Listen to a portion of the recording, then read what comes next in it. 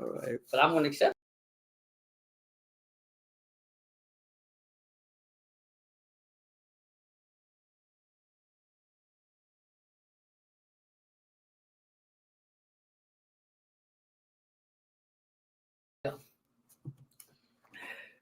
The untouchable True School Sports Empire. And listen, fuck the intro, guys. I'm gonna get to it. What's up, Nico? What's up, Patrick? Love you guys. I'm gonna get to it, guys. Yeah. Let's not even fuck the intro. Let's just get to the nitty gritty because everybody's already here. I already see it. First and foremost, let me just tip of the cap to Devin Haney.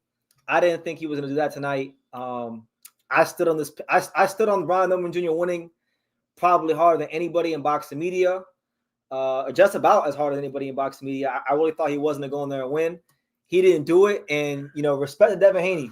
For years, I've been talking about Devin Haney, and he's had a lot of fights that were like, he would win, of course, but they'd be like lackluster performances. But this was not that. I mean, he ain't no Hall of Fame, I'll tell you that. Wait, let me talk. Okay. We'll get to you in a second. Okay, he ain't no fucking. Wait. Let me talk. Okay. Let me give the man his flowers because I spent all this time Go ahead. not giving him his flowers and saying he wasn't going to win. I was saying Brian Norman Jr. in 7 rounds or less. Yeah. And Debo Devin Haney, he went right to Brian Norman Jr. and he handicapped him and he stood right in the middle of the ring, especially in the first 6 rounds. And what did he do? He dropped his ass with a right hand. Yeah. In round 2, he had him bleeding. I'm not gonna lie to you. I thought for a time there he might have got him. He was about to get him out of there. So he's definitely a better fighter at 47. This isn't the guy that went 12 rounds with Gamboa.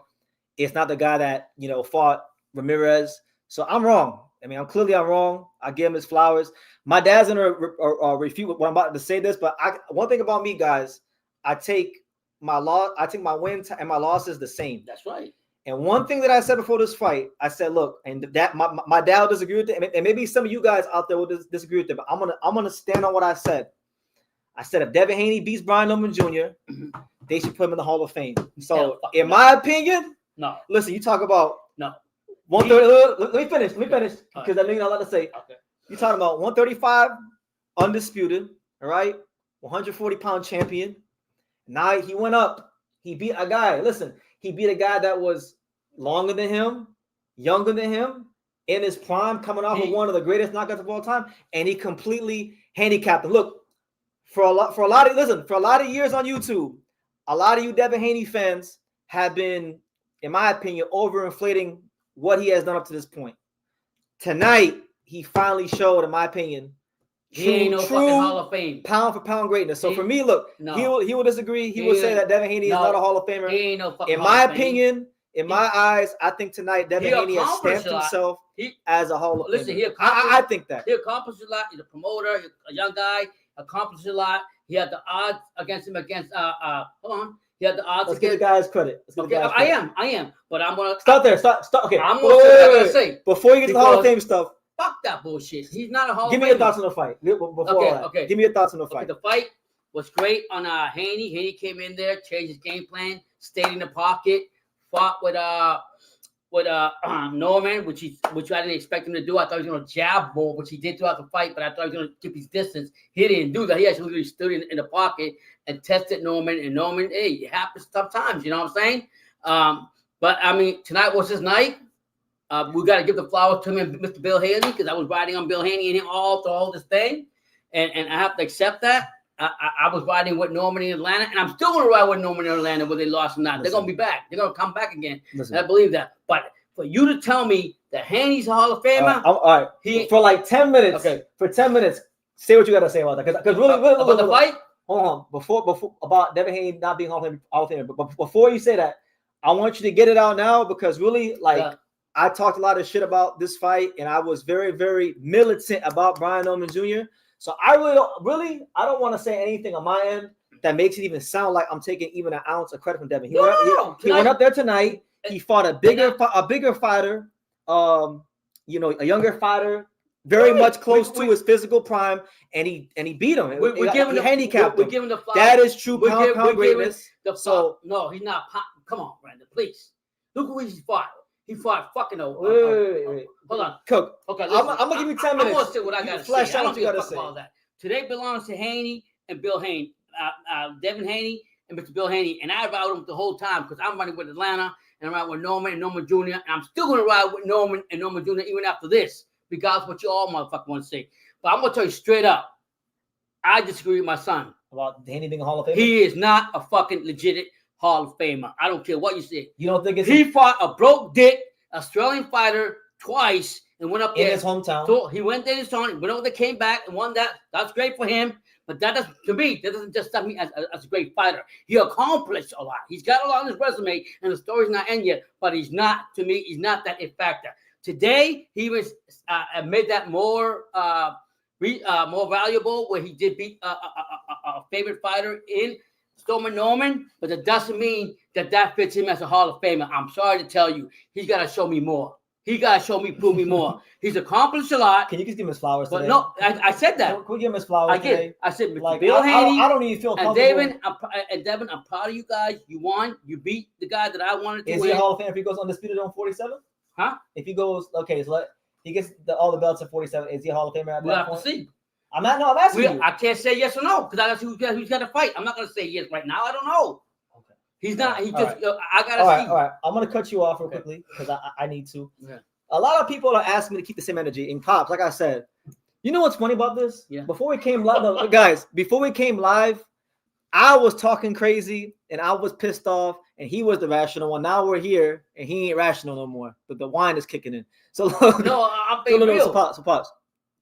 What was I gonna say? I was gonna say pretty much people are saying that they want me to keep that same energy, and you know what? I can't. I have to keep the same energy as much as I don't want to. And my dad knows how much I don't want to be live right now. No, I don't want to be live. I don't want to check my phone. I don't want to talk to nobody because I really like Brian Norman Jr. and I wanted him to win, but it is what it is. It's boxing. Mm-hmm. He didn't win, Pops.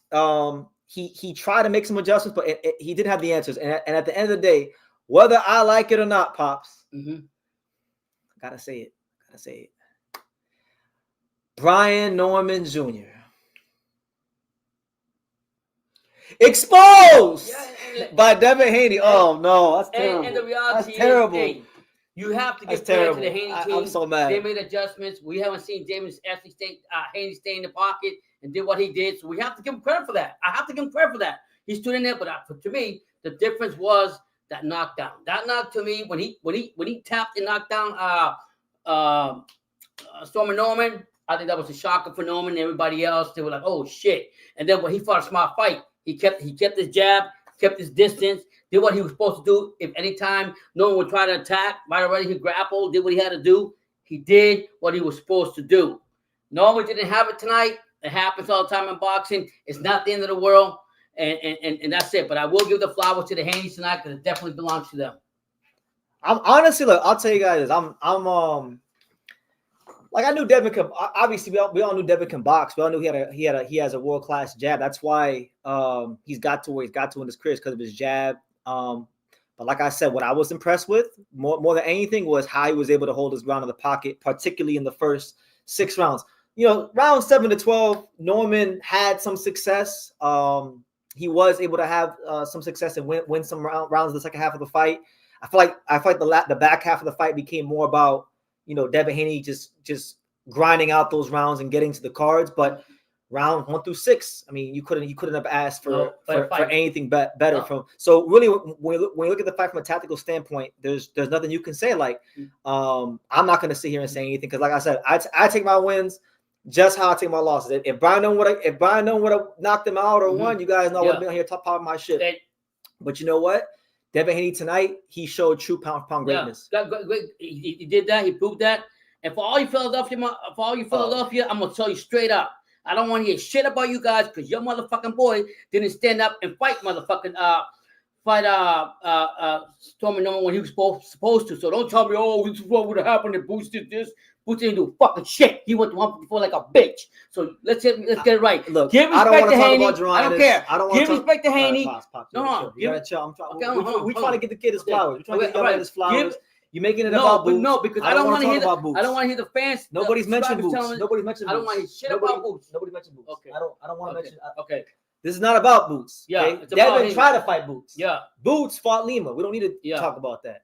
But what we're here to talk about is this young man from, I don't know if you could say San Francisco, you could say the Bay Area, you could say Oakland, Henderson. Now he's from Miami. Now he's from South Florida because he got a condo there. So I mean, it is what it is. Yeah. But I want to just give Devin his flowers because for years, like I said, I've always thought that he was being inflated by a lot of you guys. But for the first time tonight, I was like, wow. And I even told you guys, I said, look, for the first time in my life as a boxing fan, I'm actually excited for Devin Haney fight. And the reason that was because he was going to fight a guy who, because we won't count the Ryan fight. To me, the Ryan fight was bullshit. I never took Ryan Garcia seriously as a fighter, right?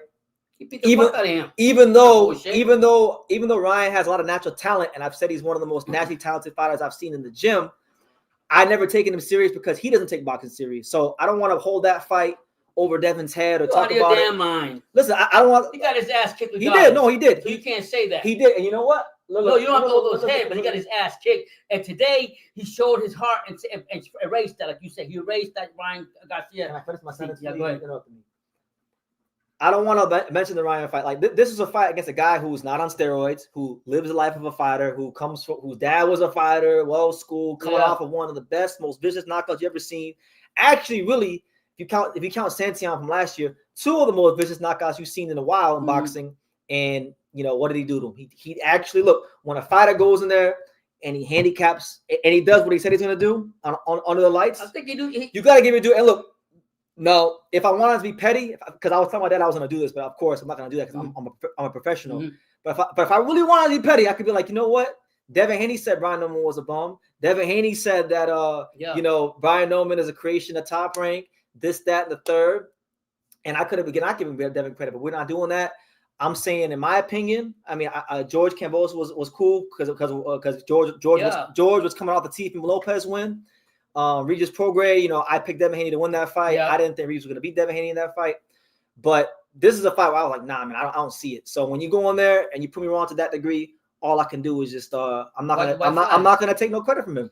I don't even want to say anything that makes it sound like I'm taking credit from him. No, I'm saying he came in here. Now the thing with the Hall of Fame, let me address that quickly. Yeah, go ahead. Let me address that. With that shit. Look. Hell no. I'm not asking you to agree with that. That's something that I'm keeping the same energy because I said that before the fight. I made a video and I was like, you know what? If Devin Haney wins, I think he should be a Hall of Famer. That's a personal belief I have. I'm not asking you guys to believe that. I'm not asking him to believe it, but that's my belief. Because look, right? I'm gonna show you guys. I'm gonna show you guys now. So look, on my wall right here, I don't know if you can see it, but I got this old Ring magazine from 2020. It's actually my favorite magazine because it has like the top. It has all the young guys at that time, and it was like talking about basically, what they thought those guys would become. Devin Haney's right there, right? So you got like Tank, Devin, T.O., all these fantastic, great talents. Somehow they snuck Juke Can on there and Chris Colbert, but Devin Haney's right there, right? Mm-hmm. And as much as I like Shakur, I personally think Shakur Stevenson has a better skill set than Devin, but one thing that Devin has, and I don't think he's gotten enough credit for it, even from me, even coming off the Ryan fight, but I think in this fight, he definitely showed it, is that, Devin Haney isn't as talented as some of those guys on the magazine. Like, I don't think Devin's as talented as Boots, right? And I don't think he's as skillful as Shakur. But one thing, two things actually that I think have gotten Devin Haney to this point. Number one, his dad. Okay, 3 things. His dad being one of the best managers in boxing. 2, an insane work ethic, because like I said, I don't think he's as talented as some of those guys. If his work ethic wasn't to the highest, I don't think he'd be where he's at today. And I think he's got a lot more dog than I wanted to give him credit for, and a lot of guys. So look, I'm not gonna say one. You may hear me say things that are critical, Devin, but you'll never hear me like question anything about him again. This is everybody sometimes has to see a fighter do something in a certain fight. For me, this is that fight. So congrats to Devin Haney. So all the Devin Haney fans. Okay. Listen, I'm gonna be here for like an hour and 40 more minutes. I want y'all to let me have it. So I want y'all to say, BT, you don't know shit. You need to go learn boxing. Let me have it. I'm a good sport. Hey, so you're gonna tell me from this fight onward, he's getting your respect. Nothing more you can say about him, no matter who he fights from there on. Bro. For whoever he challenges. I'm asking you a question. What? So you're saying basically from this time onward, anything that Haney does, if Devin goes, it will never reflect because he shut my mouth tonight. If Devin goes, I'm gonna put it like this. let's just say Devin Haney fought Mario fucking Barrios next. I know he can't fight because Ryan's fighting Barrios. But if Devin Haney fought Mario Barrios next and got knocked the fuck out, I'm not saying nothing bad about Devin. Okay. Because this was the guy that I truly believe in my heart of hearts was the best welterweight in the world. Right. This is a guy that I forget. I seen this shit. I was in Japan when he put Jindazaki on the stretcher. Right. I seen this shit. Right. And I do think Brian Norman Jr. will inevitably come back and become champion again. I think, you know, the division, if he can still make welterweight, I think he can come back. Yeah, he could beat a Crocker. Yeah. He could beat a Barrios 147 or Rolly or something like that. Yeah. But again, like I said, the flowers. It ain't really about Brian Norman right now. It belongs to it's the about Ennis. Devin Haney. Yeah, you're he right. Gets the last laugh. I mean, he came out here and he changed his game plan. He roughed him up a little bit when he grabbed him. He was hitting him. We never seen this type of Haney before. Yeah, you guys say the jab helped him a lot, but it was really his whole attitude, his whole change of mentality in going to this fight. That hey, if I don't change my game plan, how I usually fight, I'm going to get fucked up like I did with Ryan Garcia. That didn't happen tonight. My man right here wants to know, what did Roger Mayweather say? I know what he said, but when I met Roger Mayweather, he told me that I knew boxing. So, I mean, what's he arguing about? You know, Roger said most people don't know shit about boxing, so he's trying to say I don't know shit about boxing, which is true. Hey, on this night, I did not know shit about boxing, and it's good. And it's good we're not hating on it forced me to go learn and get better. And I always listen. In boxing, like they say, it humbles yourself. You talk to who you want. But let's not hold on. Now, pops. Now is where we're gonna talk about boots, because now Philadelphia wants to go, rewrite history. You had Jamil Parker from YSM my DMs, right? Like, yeah. Listen. So he said, hold on. Let me read the comment. Okay. Let me respond. He said, it's very good for Haney, but you overrated Norman to the point where you thought Boots ducked him to go to 154 after he stopped Jin of all people. Well, it's not really me thinking that Boots ducked him. It's the truth. He literally decided to move up on the day of the damn fight. He didn't even try to negotiate the damn fight. So and I'm gonna go just because. And by the way, since we're talking about Haney, right? I didn't really make a big deal about it because I felt like I was being a little unfair if I would have brought it up in the build-up. But since we're talking about Haney was trying to fight Boots. But before this fight got made, Haney was trying to fight Boots. Listen, and what did they do? They said, "Oh no, can we fight you at 152 catchweight?" Devin never even had a fight at 47. So just because Brian Norman lost, yes, wasn't maybe as good as I thought he was on this particular night. It is what it is, but that don't change history. That could have been Boots in there tonight, and Boots fucked it up. He could have been undisputed. And I'm gonna say to you, YM, I respect you, your channel, and all you guys over there. But I'm gonna say what Norman Senior said. You guys have bloated up with a lot of gas in your head. You always gotta come out here and talk about fucking Boots. The reason we talk about Boots this way is because he doesn't show his true self and his true colors, okay? First, it was 147, he was going to dominate, and then he was going to go to 154. Then when he gave the word to Norman he's going to fight him, he jumped like a bitch to 154. Then he went to 154, and he goes on and on and on. You motherfuckers need to wake up. Boots has a bad track of how he says shit, okay? And you guys are blowing his head up even more. You guys are full of shit just like he is. Until he proves anything, until he gets in the ring and fight somebody, shut the fuck up. And I'm going to go with him. That it for you? No, I don't think you need no more of that. No, I want some more. You don't need no more wine, champ. You good. You good. Shout out to AMG. He says, what are your thoughts on Conor Benn saying Haney fought scared versus Norman? Man, fuck Conor Benn. Like, honestly, fuck Conor Benn. With all due disrespect, Devin Haney's out here showing pound and pound greatness against the most dangerous guy in the division. You getting gas because you beat old ass Chris Eubank Jr. And I like Conor Benn as a person. I was there last year when he fought Pistol Pete Dobson in Vegas. Bro, you really didn't look good against Pistol Pete Dobson. And I know Pete. Pete's a friend of mine. I saw Pete spar for that fight. Pete wasn't even in shape. Pete was doing a fat camp, half the damn training camp. You didn't really look good against Pete. And Pete, I love Pete, but he's not to that caliber of fighter. So my thing is this: Conor Benn, it's good to believe in yourself. I'm sure you'll give it your best. I don't think you beat Brian Norman. I don't think you beat what's his name, Devin Haney. I don't think you beat Jaron Ennis. You're not on that level. And truth be told, shit, you might not even beat a Lewis Crocker. So shit, you need to go figure out and go fight. No, please, yo. I don't want to talk about that. I'm not. This is not about Boots. This is about. I don't want to talk about that. I will end the live. If you keep talking about Boots, one more thing about Boots. Okay, this is the guy after Virgil He went out to see Virgil fight, got in the ring, and said, we're gonna make this fight. Everything's good. I'm here. Blah, blah, blah, blah, blah, blah. And what did he do? Huh? I don't want to talk about Hold on. Can we please change the subject?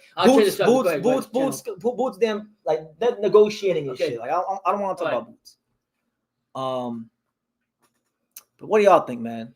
As far as Conor Ben, like I like him. He's a good action fighter. But I think he could hurt. Who could hurt who?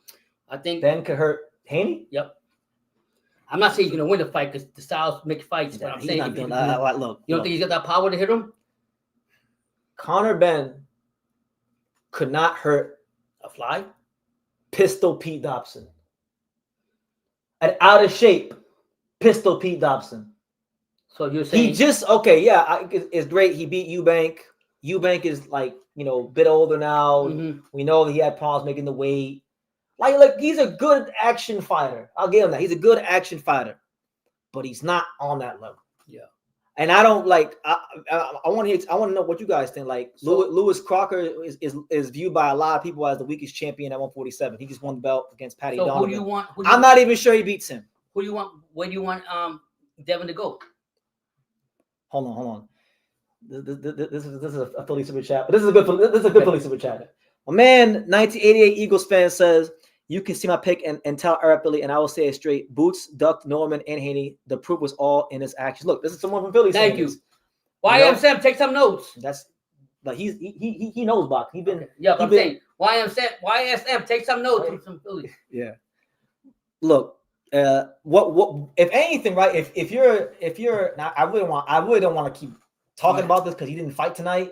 But like, if you're a Jaron Ennis fan and you saw how Devin Haney handicapped Norman, why the hell did you not try at least one more time to make the damn fight? If it was that easy, because look, in boxing and in life, you don't get credit for winning things like for example, right? Look, I'm gonna show you guys this. Look, now look, I'm a big hockey fan. That's a Florida Panthers Stanley Cup banner. I don't play hockey, right? I didn't win the Stanley Cup. I'm a fan. I'm happy they won. I felt like I won it, but I didn't really win it, right? You don't get credit for things you didn't actually achieve. Like, so Boots didn't achieve, the actual undisputed. He hasn't. He just tapped him.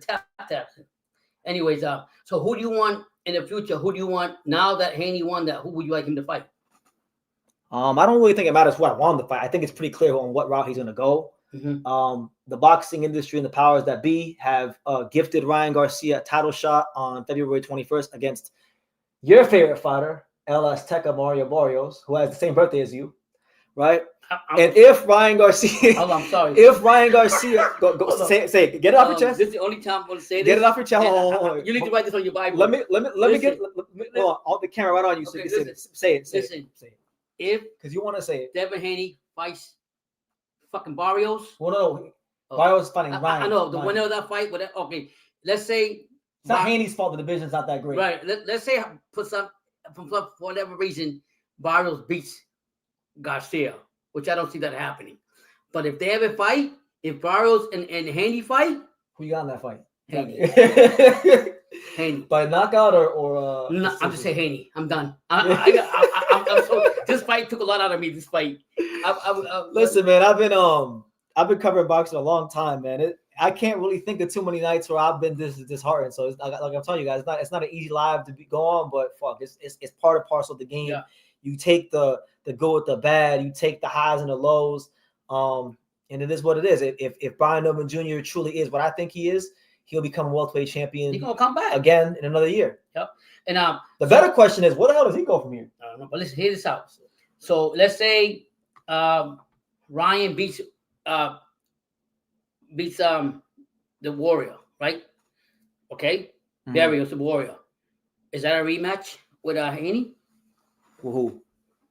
Garcia and Haney. Ryan Garcia. Well, that's the fight they want to do. The whole purpose of them making Garcia versus Barrios is in hopes that Ryan actually is good enough to beat Barrios, because now the Haney and Ryan rematch, which was big by itself, it didn't need any titles. It was big by itself without a title. But now, think about how big now it's a unification fight. Yeah. Now you got WBO title online, WBC title online, welterweights. The bad bluff in the last fight. So You know, what do you think about the other fights, Bennett? The Bam Rodriguez. Listen, I'll get to that in about 20 to 30 minutes. Okay.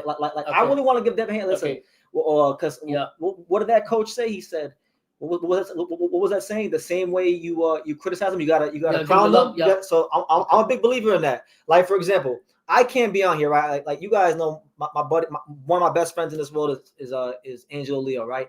If he were to beat Rafael Espinoza or Naoya Inoue, I would want people to give him his credit and give him his flowers. Okay. But I can't get mad at people who don't do that in the future if I don't do that for Devin Haney. Can you do me a favor? Can you do me that impersonation of Bill Haney with the boss?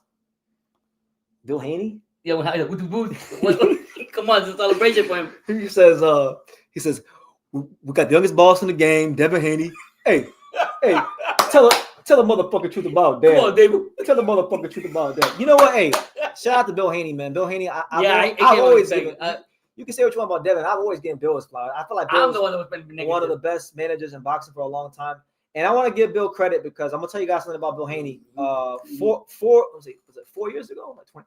4 years ago, when I was going through some shit in the boxing world, I remember I made a video saying that I was gonna leave like the sport. Like I was gonna stop covering the sport of boxing. And we were at Bones Adams boxing gym. Hit that like, guys. We were at Bones Adams boxing gym one day, and Bill Haney gave me like a word of encouragement to keep going. So Bill's a good dude. I'm happy for him. Put him to the side. You talk. He put me to the side. He's like, yo, young man, you can't leave the sport of boxing. Like you're do good work, all that stuff. So I'm happy for him. I'm happy for Devin. Even though I really want Norma to win because, like the last 2 years, in boxing for me, I'm speaking personally. It's not many fighters that have been keeping my love for the sport of boxing alive. There's great fighters, of course, but there's only like 3 fighters that really have been keeping my love for the sport of boxing alive. And those 3 fighters are Brian Norman Jr., Kenshiro Taraji, Angelo Leo. Those are the 3 guys that if you were to remove all 3 of them from the sport over the last 2 years, there wouldn't be a true school sports. So, of course, I'm frustrated Brian Norman didn't win. I'm going to give Brian a little credit, though. I mean, I saw him in the middle of the fight, and towards that, he did try to make some adjustments, but at the end of the day, he had too many flaws for a fighter as polished as Devin Haney, and everything that Devin Haney said and everything that his fans said, unfortunately, it's very true.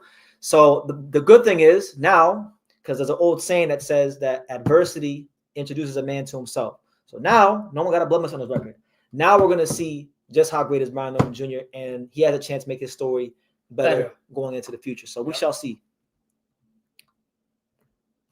And I'm blocking Hyro. Fuck Hyro. Fuck Hyro. I already have Hyro and Johnny blocked on my phone. So I'm not talking to them for a while. Music, man. Hyro just made history. Hyro is the first person to get blocked on a super chat. That's never happened. Holy crap. That's never happened. Yeah. Shout out to my man Drew Ali. He says, I told you he would win. You said you went to China to see Norman. Stop betting. Well, no, actually, let me correct you because I didn't go to Japan to see Norman. I went to Japan for Angelo Leo, and I stayed in Japan an extra 3 weeks to watch Norman versus Sasaki. So let me correct you there. Yeah, but shout out to him. He lost. It is what it is. Let's see if Devin can continue to have great performances at 147. Let's see. I like what I saw. I'm hoping that this could be the norm. Like, because for years, I'd always hear stories in Vegas about what Devin would do to certain fighters at Bones Adams boxing gym and gyms all over the city. And then he would fight Gamboa and he'd fight these other guys and he would, have those performances where he would win, but it wasn't like what I would see on TV. It wasn't matching the sparring stories I was hearing about. Mm-hmm. So tonight I could honestly say for the first time since I started hearing those sparring stories about 4 or 5 years ago, that was the closest thing I've seen to what I used to hear about. And it's beautiful. Well, so look, the way I see it, right now Barrios is champion. And you can let me know what you think. I personally think if he fights Ryan, he's going to beat him. I'm picking Devin Haney to beat Ryan. I think Devin will make the adjustment. I think he's going to feel strong at this weight. I think he'll learn from his mistakes. I think he'll beat Ryan in the rematch. I would make Devin Haney the favorite over every other welterweight easily. I'm 147 right now. Barrios is the other champion, right? You got Barrios. You got Crocker, and then Barrios, Crocker, and Rolly. So where's Rolly standing in all this? I mean, I don't know. I don't know. I mean, like I said, the flowers go out to the Haneys tonight. I'm still running with the Normans in Atlanta. I'm not going to give up on them. I just turn my back because they lost. But I want to see Haney. If Haney can go in there, whether he beats a Garcia or Barrios, then that will probably shut my mouth up to a certain point. But I got to see that happen. I'm very curious to see how Top Rank's going to treat Norman because I have a very long memory when it comes to boxing. So here's my plea to the fine folks at Top Rank, right? Because this boxing game is fickle, guys. Like he lost tonight. Sometimes these promotional companies they'll can a guy. Top Rank, Carl Moretti, the fine folks out there, continue to invest in Brian Norman's career. He's great for boxing. Mm-hmm. Stick by him. It wasn't so long ago, about a year and a half ago, that they wanted to get the pink slip. They were going to cut him. If he would have lost to Santos, they were going to cut him. Yeah. So I hope that they continue to promote him and get him back into a fight within the next 6 months. Don't let him sit on the shelf. Don't treat him like you treat a lot of fighters. Like let him still have a career because sometimes these guys lose one time, and then the boxing promoters, the powers that be, they don't want to have a career. I mean, someone mentioned my boy up here. Where is he? My boy up here says, shout out to Yugo Osaki. Yeah, shout out to Yugo Osaki, the future light flyweight champion of the world. My guy Yugo Osaki, one of the brightest young talents in the sport. He ain't even lost yet. And the powers that be won't even let him fight. That's crazy. It's like this game is very barbaric and it's very unforgiving. And I just hope they don't have no feelings either. I just hope that Top Rank allows them to fight. Because look, there's still good fights out there for him. There's still Rohan Polanco. There's still Tiger Johnson. Those are in-house fights. Mm-hmm. Conor Ben was talking. He wanted to fight. They can still get it on if they want to get it on. Mm-hmm. So there's. I still think Brian Norman's a fighter with value. He's gonna come back. Who had a lot to give him the sport. He ain't done yet. As far as this question right here, my man right here says, do you think Norman goes up to 154? What does Top Rank do with Norman now, especially with no TV deal? That's a great question, man. I really think personally, because when you look at Norman's pretty much last 3-4 fights, he's been the road warrior. Like he fought Santion in his hometown. He fought Sasaki in his hometown. He went to Saudi, and yeah, it's not Devin's hometown, but they wanted Devin to win, of course, because they got money invested in him. He is a fellow Muslim brother, so they're gonna want him to win. So he's never really had the benefit of being you could say the full A side guy. I would like Norman to get a fight in Atlanta, get a nice homecoming fight. He deserves it because he has, even though he lost, right? He lost the fight. He's conducted himself like a champion since he had that belt, and even in defeat, like even in the little post-fight interview I've seen. So, do like Rohan Polanco or Tiger or some guy in the top 15 to let him go to Atlanta, and then get him a win, or try to get him a win. If he doesn't win, then it's on him. But try to get him a win, and then see if he has the goods to become two-time welterweight champion. Why not? A loss ain't the end of the world. It actually can make you better. You learn from it and move on. Up and up. Yeah. I may have missed it about what do you think of Eddie and Conor after the post fight? I didn't really see it. I just seen it. Honestly, I don't think about it because truth be told, Conor Ben cannot fuck with Devin Haney. Like, and if you would have asked me that question before, Styles, right? Period. Like, if you would have asked me that question even before the Norman fight, I would have told you that because he's just not on that level. He was sleeping on the fight with like I said, I was there. I was there. Mm-hmm. I was there in Vegas last year at 2 PM. Yeah. At the what was it? What did they fight? They fought at the Cosmopolitan at like 2 PM. Mm-hmm. They had Conor Ben against my boy Pistol Pete Dobson, who Pistol Pete's a good fighter, but Pistol Pete is not a A+ fighter. He's not on that level, so to speak. And I saw Conor Ben. He won, but I didn't see a guy that was so much ahead of a guy like Pistol Pete Dobson. So I don't think you up there with the Devin Haneys or the guys like that, or even the Normans, truth be told. Mm-hmm. So I don't really put too much stock in what they got to say. They try to say like Haney fought a negative style because of a lot of clinching. Well, look, man, he had a game plan. He wasn't just overly clinching the first 6 rounds. Like he was there. Norman had his chances to go do something with him. He didn't have the skill or the craft to do it. So everything Devin said was right. Like I said, on this live, guys, and whenever I talk about this fight, you're never going to hear me say anything that even sounds like I'm taking credit from Devin Haney. Like, even if I believe certain things, I'm not going to say anything that even sounds like it because I'm a big believer that if a guy, I don't believe in a guy, and I believe that, and I really, really believe in another guy, and the guy that I didn't believe in proves me wrong, well, then I better shut the fuck up and just give him his just due. That's what a man, that's what a man does, so that's what we're doing. My man right here said, Devin broke his nose. It's a crazy game that boxing is. I don't want to see Brian Norman Sr. on YouTube anymore. Yeah, look, It's part and parcel of the game. Man, you can't. I like his interviews, so I mean, I like to see him. But the guy just had a bad night. Now we're gonna learn how great the Normans are. Yeah, that's the best part about this. I think the story. My thing is, I say the story's never finished. So now you have a story to finish, telling how you wanted the story to end. You know and my thing is this, right? And I like Norman. I think what really, to me, what was the difference was Haney's jab. He kept his distance, and he didn't allow Norman to get comfortable with throwing his right jab and setting up for the left. He didn't.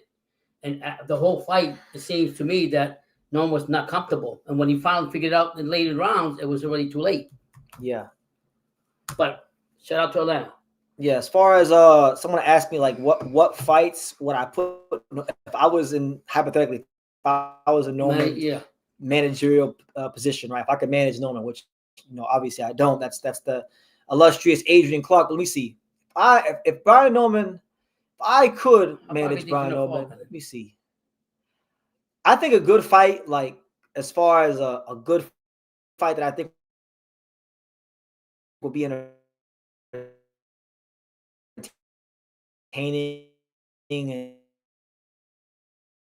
and will be good for him. I want to see a lot of maybe he could fight the winner of Alexis Rocha, but I don't think Golden Boy would look at Water. Maybe someone on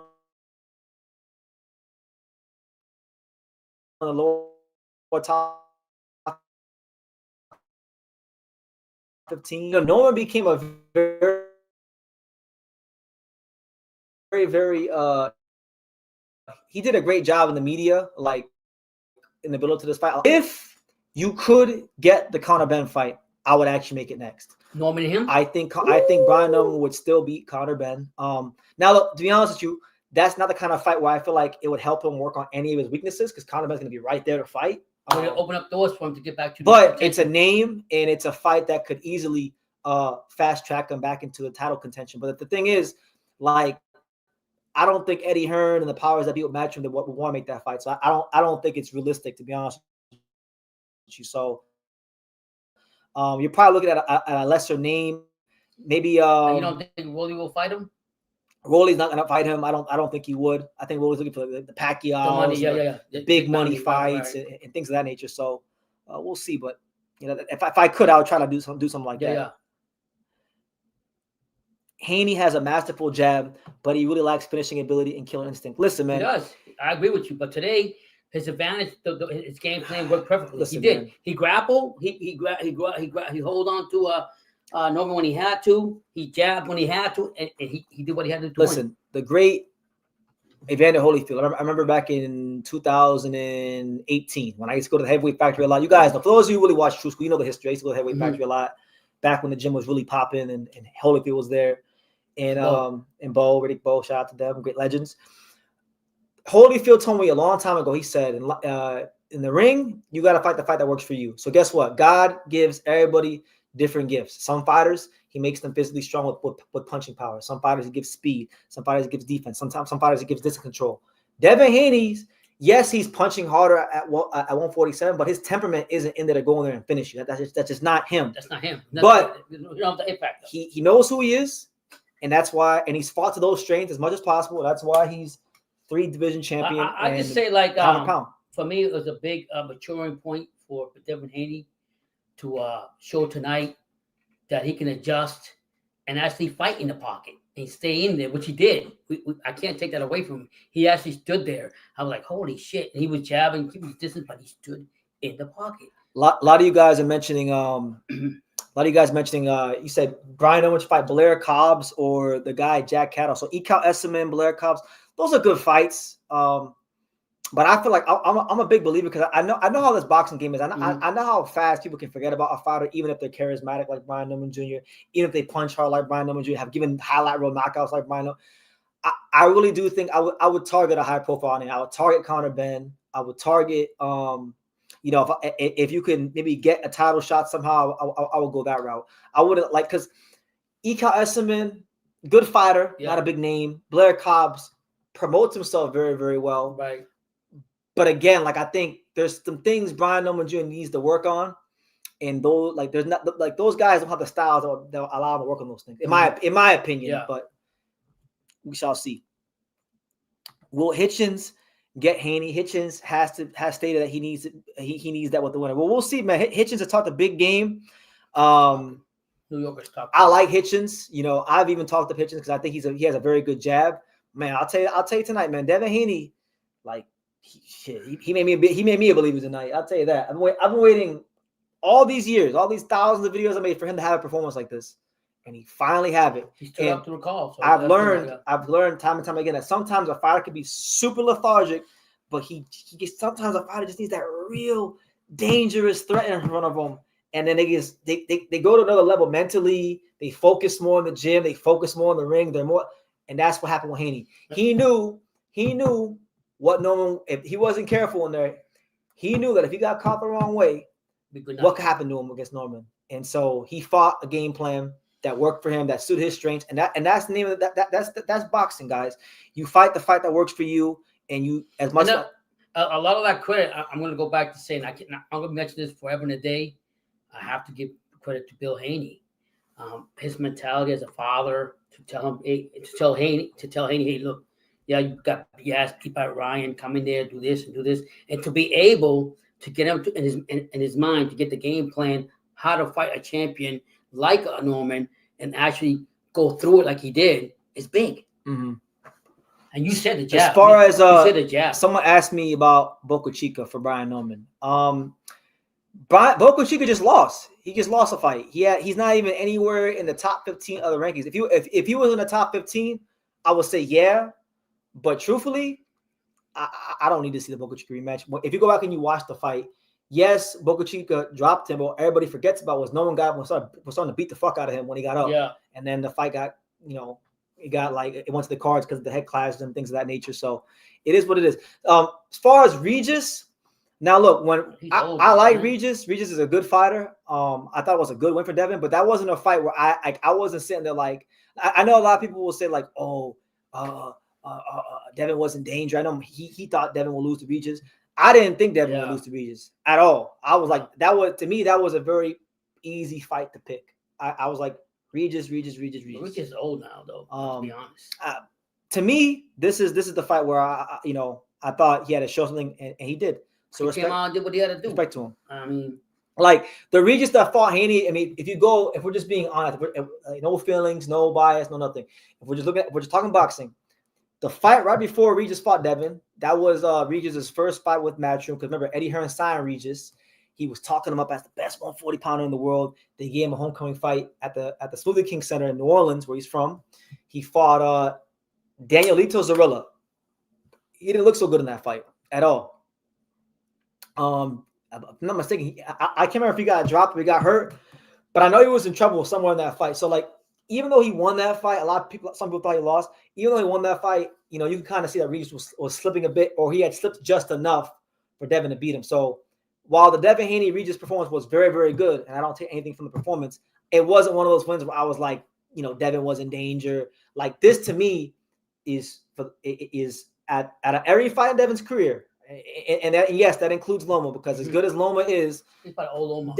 No, just Loma's a smaller guy. Mm-hmm. I was really more impressed with Loma than Haney in that fight. Mm-hmm. This fight, I was impressed with Haney because you're fighting a guy who's younger than you, punches, who is supposed to punch harder than you, but, he was able to handicap him like he said he would do, and he actually had him bleeding. And really, if Devin Haney was probably a bit more, if he was a bit more aggressive, he might have got him out there the second round. Like it was looking like that. I was like, damn, we about to really just Tommy Hearns him out of here. But he did what he needed to do, and that's why he's a champ. So that's my thoughts on Regis. Brian Norman was easily Devin Haney's most impressive win, given the athleticism, ability. That's what I'm saying. Like how the knock on Devin Haney his whole career. I've said it, and anybody who's ever been a Haney detractor has said it. They said, look, Devin Haney, he's a good boxer, right? But a lot of these guys that he outboxes, he's longer than them. These guys can't match him in the reach department, so he just uses legs, circle and box, keep things real simple, and he wins, right? But you can't say that for this fight because Norman had reach. Norman was younger. Norman had bricks in his hand right there, man. And Devin just did what he had to do to win. Mm-hmm. A lot of people are saying that they're saying Karen versus Haney. They say Karen beats Haney. They say Devin can't beat Karen. What you think? No, I'm sorry. Listen. I'm writing. I don't listen. I mean, Karen is a mover, and he exposed Boots, and that. But we can't compare Boots to Haney. And I will say like this: to me, tonight's fight, what Haney did to me, it's a growth spurt or maturity point to me. Haney showed me that he has some heart. He showed me like, hey, I'm gonna go in there, and I'm big on Haney. I always say never the it factor, and he had this, but tonight he showed me like, okay, I can make the fight dirty. I can do whatever I gotta do to win this fight, and I'm gonna fucking win this fight. I'm not gonna just run around the ring. I don't know how good Karen is. Well, the thing is that nobody knows how good Karen is because Karen frustrated Boots. Karen boxed well against Boots, and obviously we know Boots. We know the talent. Boots is a great talent, right? So it shows that he's at a good level if you can frustrate a guy like Boots, given the tools he has. What kind of style he has? Karen's a mover, counter puncher, right? I would think. Listen, I don't care if Karen fights. I just want to see Karen fight anyone. If it's Haney, cool, but I want to see him fight someone like in the top 15 who we know about. Shit, you know what? Mm-hmm. I'll tell you this, because if Karen is what people say he is, if Norman wants to really work on like dealing with these movers, yeah, that's what you take. Yeah. Now look, you're not going to get a lot of money from it, like you made for this fight. But you're going to learn from it. You're not going to get a ton of credit if you beat him because people are going to say Boots already beat him 2 times, right? But that's the kind of style where like if you do want to try to go the route, maybe getting a Haney rematch in the future, that might better prepare you, not just for Haney, but like anybody in the future who's a mover, counter puncher, things of that nature. So, and if I'm not mistaken, I'm pretty sure Karen is undefeated. I don't think he's ever lost. So the record looks good on paper. So yeah, you know what? Somebody asked me earlier. I'll say, try your hardest with Conor Benn. If you can't get Conor Benn, then after that, try a world title fight for Norman. If you can't get a world title fight against like, one of the other guys, then I think, one of the guys you should look to fight. What's Karen ranked? Karen is ranked. Karen is up there. Karen. 10? Karen is ranked. Karen is a factor in Karen is 5 in the IBF. Oh, wow. Karen is what? Where is he at? Karen is 12 in the WBC. Karen is 3 in the WBO, which Brian Norman just lost the WBO title. So look, actually, if you fight Karen, right? If you fight a guy like Karen, move back up. You could get yourself right back into position to fight Devin Haney in a rematch, and it'll give you better preparation for the fight. But I don't think they're gonna go that route. Karen, Brian Norman just made $3 million for this fight, supposedly. So they say. I don't know if that's the truth. I mean, I'm not pocket watching, but that's what they say. You're not gonna make $3 million fighting Karen. No. You'll be lucky if you make even 750, 8. You'll be lucky if you even make that. Let's just be real. Let's be real about it. So, business-wise, of course, it doesn't make sense. But if you're looking at it from a developmental standpoint, look, if Brian Norman goes 54, you got guys that are like Boots. You got guys like Virgil, very crafty guys, dangerous guys.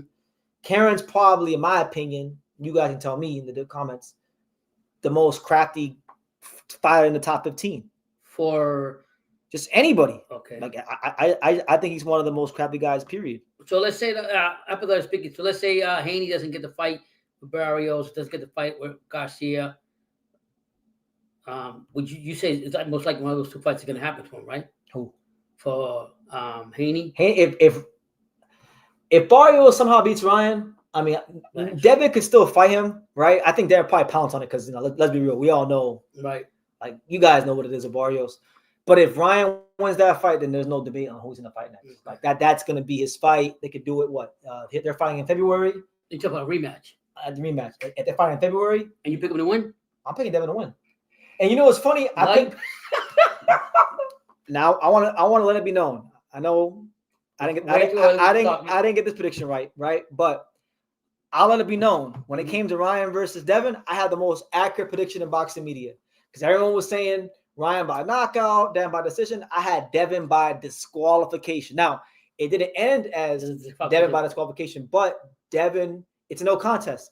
No contest and disqualification is pretty damn close. Yeah. So ain't nobody in boxing media had a better prediction than me for that fight. So, but this time around, especially at 47, where Devin Haney's more rehydrated, he looks. You imagine the confidence he has, like Like, you just went in there and you fought a younger, stronger puncher than you.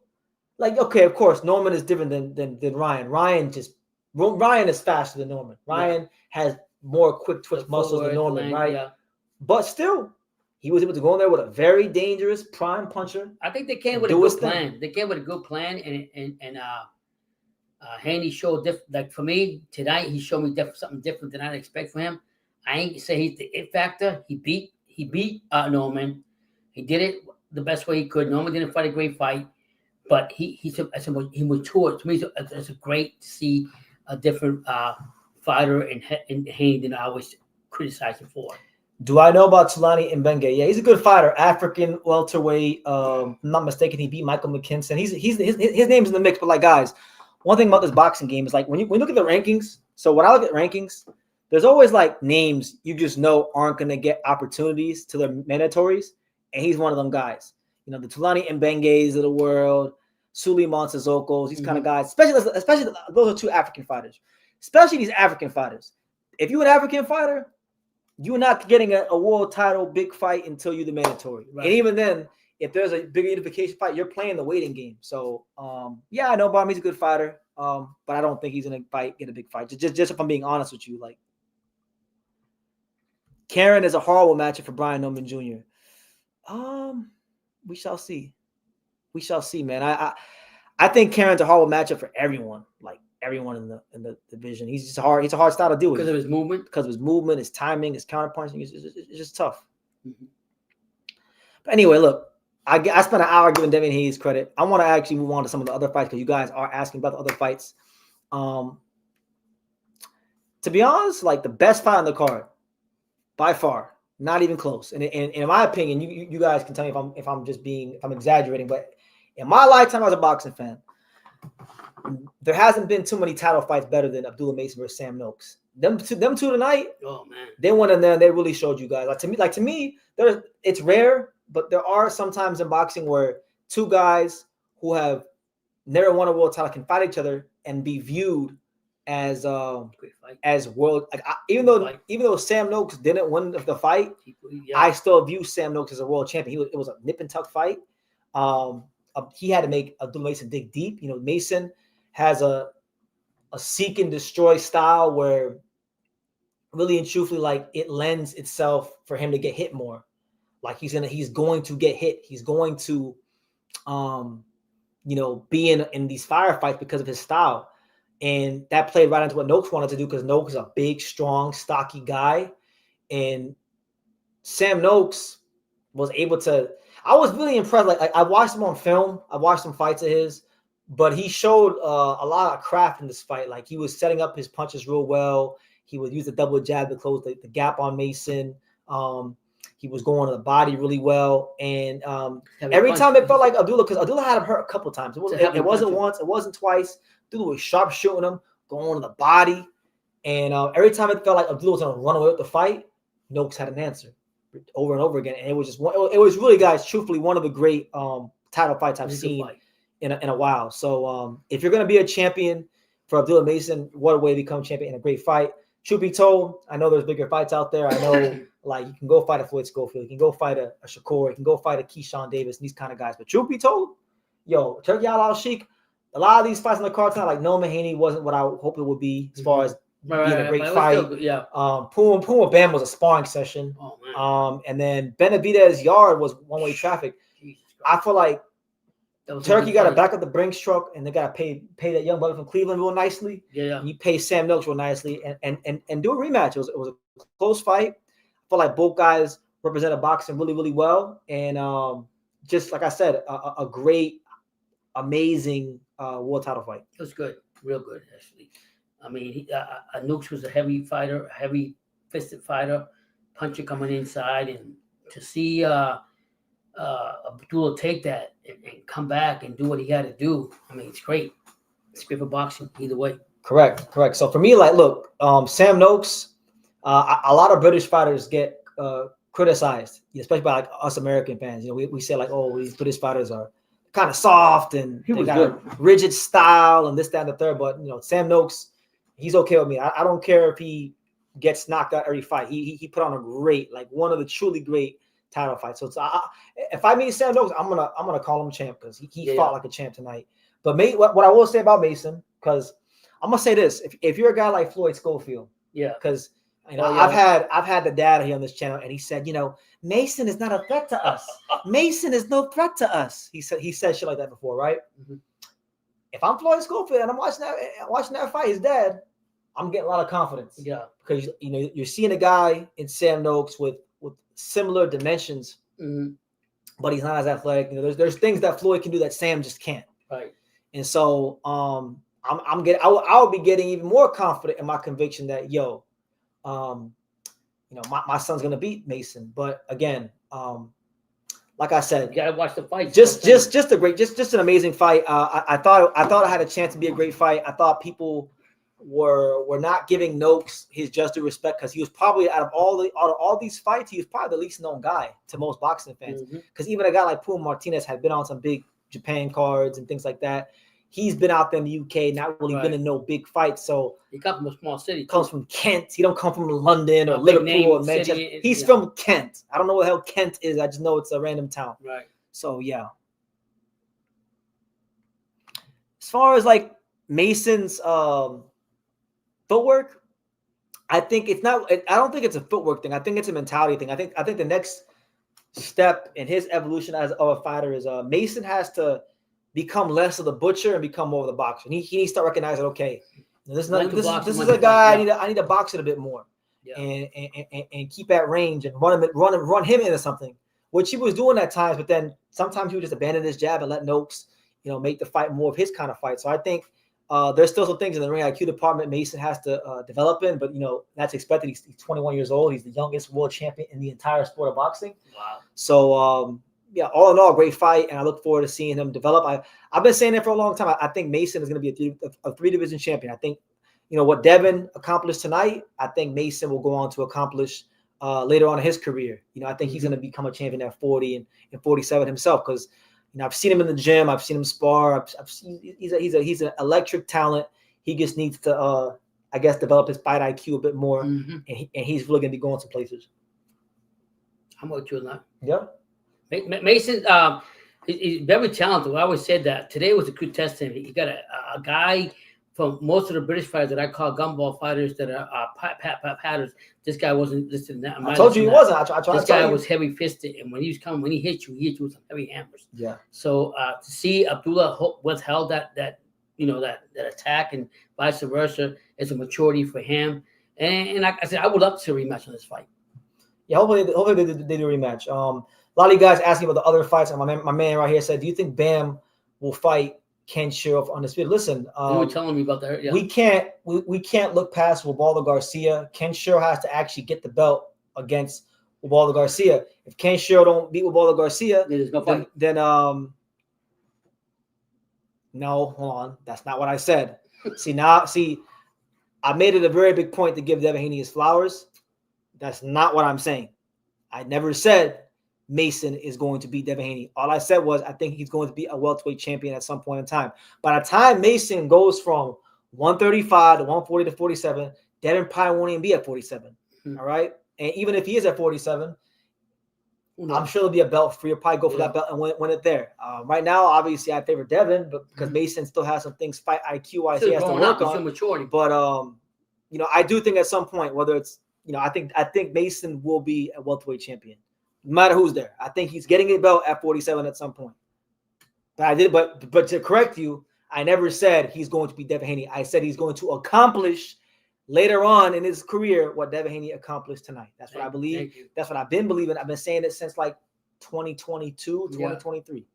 But getting back to this, as far as Bama Ken Shiro has to go beat Ubaldo Garcia. I think he should be. I think he's the favorite.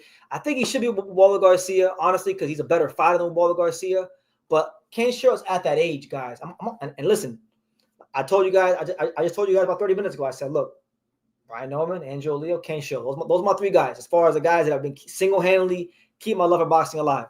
So of course I want him to win. But he's at that age. Just being realistic. He's at that age where he could fall off a cliff. Any fight. He's been in a lot of wars, Connie Salas, too, right? The Sego Yuri Akui fight. You know, so knowing that, you know, I think he will be with Waldo Garcia. And I gotta say this, man, like I was hoping Puma would give Bam more of a challenge, but it really shows you how great of a fighter Bam is, because Bam, he took a guy in Puma and turned him into a sparring session. Oh my god! Straight spar. It was a boring fight because Puma wasn't on that level at all. You want to talk about handicapping a fighter? He probably handicapped Puma even more than Devin did with Brian Norman Jr. Because there was a I like Puma. I'm a big fan of Puma. There was a moment in the first round where I think Bam lost his balance and his glove touched the kip. Oh yeah, they called that. Yeah, and I thought probably should have been called a knockdown, because normally it is called a knockdown when your gloves touch a canvas. I thought they missed it, but it didn't. Even if they would have called it, it wouldn't have mattered. Puma was never really in the fight. Now look, what I will say is this, and I was very vocal about it on Twitter. I do believe Kenshiro has lost a step. Like, he's old. That Seigo Yuri Ikui fight was a war for the ages. That's the kind of fight that takes years off your life, let alone a career. But even with him, even with Kenshiro losing a step as a fighter, I think he's still a better matchup for Bam than a lot of these guys have been fighting, like Kafu and a guy like Puma. You know, Puma, cement-footed fighter. Kafu, good fighter, little cement-footed. We can't say that about Kenshiro. Kenshiro got good legs, bounced in and out very, very well. Has one of the better jabs in boxing. Has one of the best right hands in boxing.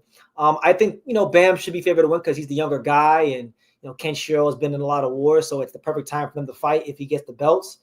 But I will definitely say, whether he wins or loses, I think Kenshiro will be the toughest fight of Bam's career to date. That's what I will say. I think he's gonna show more resistance to Bam than Gaio Estrada, than anybody he's fought so far. That's what I believe. Just because when you break it down stylistically, right? Bam's his strength is the straight right hand. Bam's a southpaw. The straight right hand is the southpaw killer. He's got, you know, I think it's going to take Bam a couple rounds to really get his timing down. And I think he'll figure it out after a couple rounds, and then, you know, he'll do his thing, and he'll probably get him out of them later rounds. But truth be told, I just think, you know, Kenshiro mentally, he can go to places that a lot of these fighters Bam's been fighting can't go to. You can see it in his fights. So I hope, you know, for Bam's sake, and not just for Bam's sake, but also for Kenshiro's sake. Kenshiro has been calling for that fight for 2 years. I mean, when I interviewed him back in 2023, he was calling for that fight. He's been calling for it consistently. Give him what he wants. You know, if Kenshiro can find a way to beat Bam, then fuck the Hall of Fame. He's an all-time great. Like, I already think he's a Hall of Famer without beating Bam Rodriguez. If he beats Bam, that's gonna make him like a 10 or 11-time world champion or something like that, and make him be undisputed. But also for Bam, you know, Bam has been in a couple weight classes. He's never had the chance to go undisputed. You know, I like to see him, because Bam is talking about, he said that he wants to be talking up there with the Crawfords and the Usyks and the Inoue. Well, guess what, Bam? You can't be on those guys' level if you never went undisputed. All them guys have gone undisputed. You know, Inoue done it twice, Usyk done it twice, Crawford done it 3 times. You have yet to do it 1 time, even though you're a great fighter. So I think it's a great chance to fight, you know, a guy that's been one of the best fighters in boxing for the last decade in Kenshiro. You know, get another great name on your resume, and potentially go undisputed. Why not? You got anything you want to add to that? No, I'm with you on that. I know you're a big Puma guy. How do you feel about Puma's lack of performance tonight? There's levels to boxing, and today showed what Bam's all about. Respect to him and Bam Rodriguez. Puma did what he could do with his, you know, what he's got in his arsenal. Wasn't enough. Obviously, he could get better, but I mean, you could tell the difference in the levels as far as boxing. You could really tell that Bam was a lot more above him in so many ways. Not just that, and hopefully he'll learn from that. And if not, hey, he had a great story. I love his story, and that's what I like about Puma. My man Afro is mentioning David Jimenez. You're saying that David Jimenez is being positioned to move away from or Bam is ducking. Basically, you're saying Bam is ducking David Jimenez because that's the mandatory. Jimenez beat Ricardo Sandoval years ago, who Sandoval later went on to beat Kenshiro Taraji, even though I think they fucking robbed Kenshiro, but nonetheless, he got to win against Kenshiro. I mean, hey, you said it. You know, I don't want to say it because when I start saying when I start telling you guys the truth about how Bam's being moved, a lot of y'all don't want to hear it. So you said it, not me. You said that Hrgovic was this monster, but he ducked Itama and Frank Sanchez. You can't say Philip Hrgovic ducked Itama. Mosey Itama. You can't use Philip Hrgovic as a point to say he ducked Itama when Itama had the same opportunity Philip Hrgovic had to fight Frank Sanchez. And guess what Itama did? He fucking put his balls in his pants and he's fighting Jermaine Franklin, the guy that I told you he was fighting. Now, as far as you're talking about Hrgovic and Frank Sanchez, Hrgovic already before he fought Joyce, Hrgovic already had a contract to fight Frank Sanchez. So what are you talking about? Hrgovic has for all the guys that nobody wants to fight at heavyweight. Guess who has to fight those guys? Philip Hrgovic. While the Moses Itama can get the right fights at the right time and pad the record nice and shiny. So look, man, Hrgovic, I still think he can make something of his career, but I think he's got some bad training habits. And I've been saying that. If you listen to any of my last 3-4 videos about it, I've been telling you. I said I think his training habits are really, really bad. God bless him. You said you want to. Do you want to see Bam and Nakatani still? It's not about what I want. I see one thing that I don't do, especially when it comes to these Japanese fighters and shit like that, Mr. Honda. I don't kid myself. I don't talk about shit that I know is not gonna happen. Bam and Junto are never gonna fight, and I will every time their names get tweeted, spoken about, I will continue to beat that into everyone's head. BT, why aren't they gonna fight? Junto's ducking Bam. Robert, listen. Because I don't give a listen. Honda, I don't give a fuck what Robert says. I don't give a fuck what no one says. Yeah, with the Honda, they're not gonna fight. Yeah, because Mr. Honda. First of all, let's be real. Junto's about to go into a mega fight with Inoue next year. Yeah. So Bam don't even make sense. That's number one. Yeah. Two, even if he wasn't, those are two of Mr. Honda's next young stars. And Mr. Honda is not like an American promoter. He does not believe in matching his top young guys with each other. So what have you guys seen? When Nakatani vacates a belt and moves up, who comes up right behind him in that weight class and wins his belt that he left for him? Bam Rodriguez. That's been the trend the whole careers, and people refuse to see it. People say, "BT, you're hitting on Bam." Yeah. BT. No, I'm telling you the truth. You know what I'm saying? Like, I thought he could have been. I thought he could have been a great fighter. I think I'm to the point now where I'm accepting that he's just a good, solid fighter. I'm hoping maybe I'm wrong and he can find that level. But like I said, I think he's got a lot of bad training habits that he's had for years, and it's been showing up in the fights. So, it is what it is.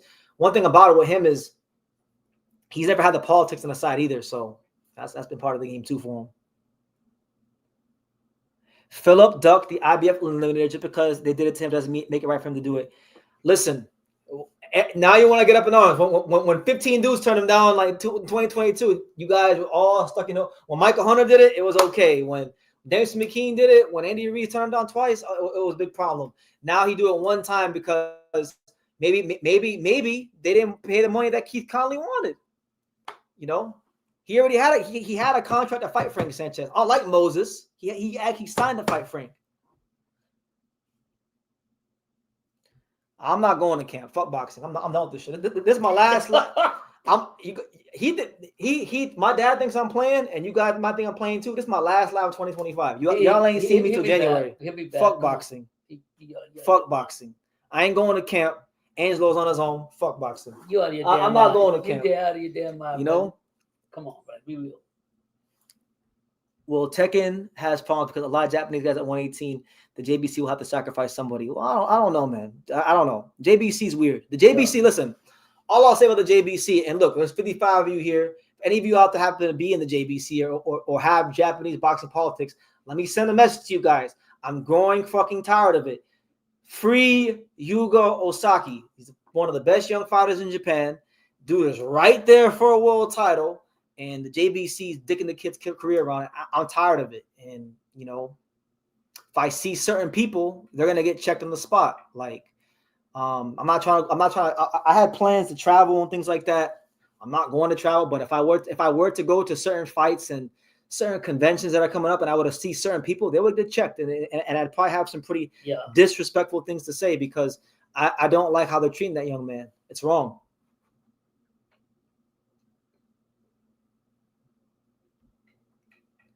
He said, "Man, they heard you, bro. Chill." Who you? Yeah. I don't know, man. I seriously might not go to camp. I'm being dead serious about that. I'm so over boxing. I was over boxing before no one even lost today. I was like, you know what? Fuck boxing. That's why I was at today. I was like, you know what? Fuck this sport. Now I'm like, because of what happened, but you can't control everything that happens, man. You know what I mean? Did Matias pop dirty? Have you discussed this yet? No, I haven't. I haven't discussed it. There's all kinds of conflicting stuff. I mean, he tested positive. It's not surprising. A lot of these guys at the top level are juiced to the fucking gills because you kind of have to be at this damn point in the sport to protect yourself. That's the part that nobody wants to talk about. Like, I don't care if your guy has Nemo Heredia. I don't care if it's like, you know, Victor Conti. I don't care who it is that you've associated with. At that top level, so many guys are doping and taking steroids that, like, you know, these guys, these world-class chemists, they can constantly make substances that are undetectable to beat these tests, and it'll go over and over and over again. Well, they beat them. So my thing is this: it's very possible Matias was on steroids, but I feel like there might be a little funny business because Mauricio Suleiman is saying that. Huh? No, I'm saying Mauricio Suleiman came that he was clean. I'll be back. Suleiman and the WBC are saying he's not clean, but then am I supposed to trust the WBC? I don't know. So I don't know. Romans 12. We're getting biblical now. I'm getting hit with the truth. He says, "Do not repay evil for evil. Be careful to do what is right in the eyes of everyone. If it is possible, as far as it depends on you, live at peace with everyone." Romans 12, verses 17 through 19.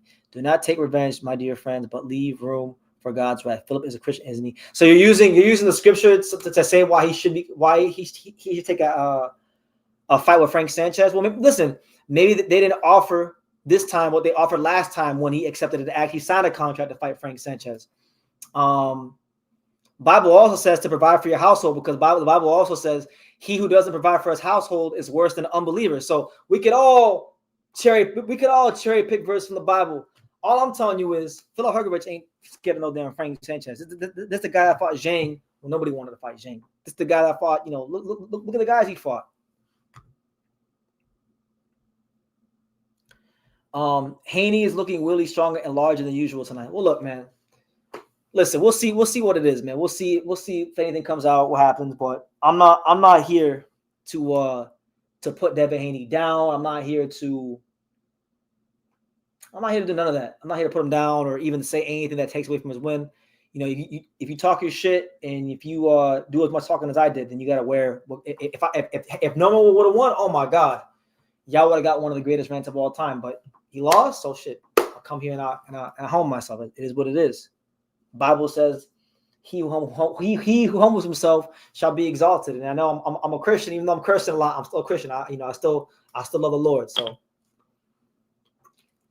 we try to practice. Now, look, a lot of you guys asked me about Yard versus Benavidez. Now, look, I had no doubt. Like,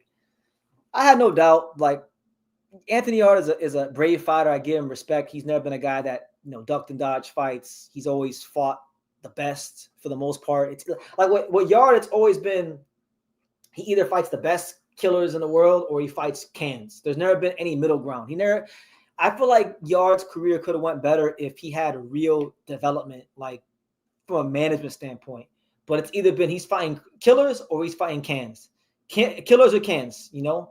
The KC special, killers or cans. That's been the career of Anthony Yard thus far in the fight game. So I mean, look, Benavidez is better than him. Yard came with a good game plan the first 3-4 rounds of trying to counterpunch, but at the end of the day, Benavidez' output is too high. Yard's defense is too leaky, and he drowned him in 7 rounds. So I'm not surprised. I picked Dave Benavidez win by stoppage, so I got that one right. I don't think it was a hard fight to pick. I'm very intrigued to see what's next with Benavidez, because I know he's talking about fighting the, you know, better Biev, Bivol, guys like that, and I know those are the fights that the fans want to see, and I want to see those fights. Like, truth be told, if I could be the commissioner of boxing, I'm sticking Benavidez straight in with what's his name, with better Biev. I think that's like one of the most violent fights in boxing. That would be great for the fans. But I think Benavidez is going to fight Joshua Buatsi next. I really believe that. You know, we know Frank Warren has a strong relationship with the Saudis with Turkey Al Sheikh and I believe, I could be wrong, but I believe what's his name? Buatsi became like a mandatory of some sorts. Just, I don't know, something. Because he was talking about in his last fight that he's fighting. They were saying he's going to fight Benavidez next. So I think they'll go that route. You know, I like Buatsi, good dude. You know, I had a chance to see him work diligently in camp. I have a lot of respect for him, but if he needs to fight. He needs to have the fight of his life, because even if he has a fight of his life, even that might not be enough against Benavidez. So I think that fight will be next. Benavidez will more than likely beat Buatsi convincingly, and then maybe in the back half of 2026 they can do Bivol or Beterbiev or something like that. But I'm not surprised at all what I saw. There's not really a whole lot to talk about. You know, what do I think Yard could have done better? To be honest, given his skill set, given you know what his strengths or weaknesses are, I don't really know what he could have done better. Because truth be told, if he would have came out more aggressive, I think Benavidez probably would have got him out of there about 2 rounds earlier. Personally, though, if I was in his corner, I would have told him to press Benavidez and actually try to knock him out early while he's fresh. Because once Benavidez gets going and you're tired and he starts going downhill and putting those flurries together, you have no chance. You have, as Vince McMahon said, no chance in hell. You got no chance. Like, you don't have no chance. So I feel like the best chance he had to win the fight, as stupid as it may sound, was actually just go balls to the wall, you know, in the early rounds while he's fresh and you're fresh. And, you know, you're a big light heavyweight. You know, I think that would have been his best. This whole game plan he fought where he was circling the ring and letting Benavidez, trying to counter Benavidez off the ropes and letting Benavidez just get off 4 or 5 punches unanswered. I think it was the wrong game plan. But truth be told, for Yard and his skill set and what he does right and what he does wrong, there really wasn't going to be any right game plan. It was a fight that he couldn't win, in my opinion.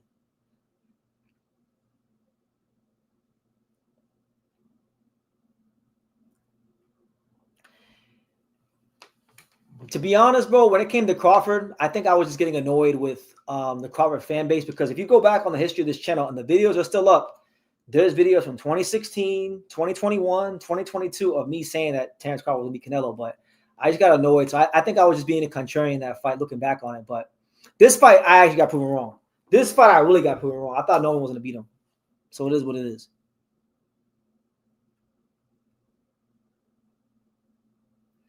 I talked about it for an hour.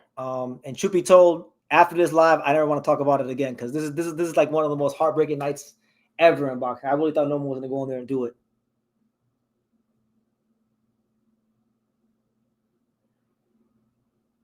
He said, "You're right. You backtracked." Salute from Florida. No, shout out to you. Shout out to the whole state of Florida, man. No, Crawford's a great fighter. Crawford is one of my favorite fighters of all time. I think what it was that I wanted to see certain fights, right? I wanted to see Crawford versus Boots, Virgil, Bakram, the guys at 54. To me, I don't like Canelo. I don't know if you guys know this. Maybe some of you guys. I can't stand Canelo. I don't like his fan base. I mean, I'm indifferent towards him, but for years I don't like him. So I just didn't like the idea of Crawford putting himself in a position where if Canelo won, he would get all his credit for beating welterweight. So I got mad. I'm like, you know what? Fuck this. Canelo's going to go ahead and make this fight close enough, and they're going to rob Crawford on the cards. And the funny thing was, I could be wrong, but I know one of the cards was 115, 113 Crawford. So they were going to try to rob him. He's lucky. It's amazing that he dominated the way he did, because any less of a dominant performance and he's getting robbed. So, yeah, it is what it is.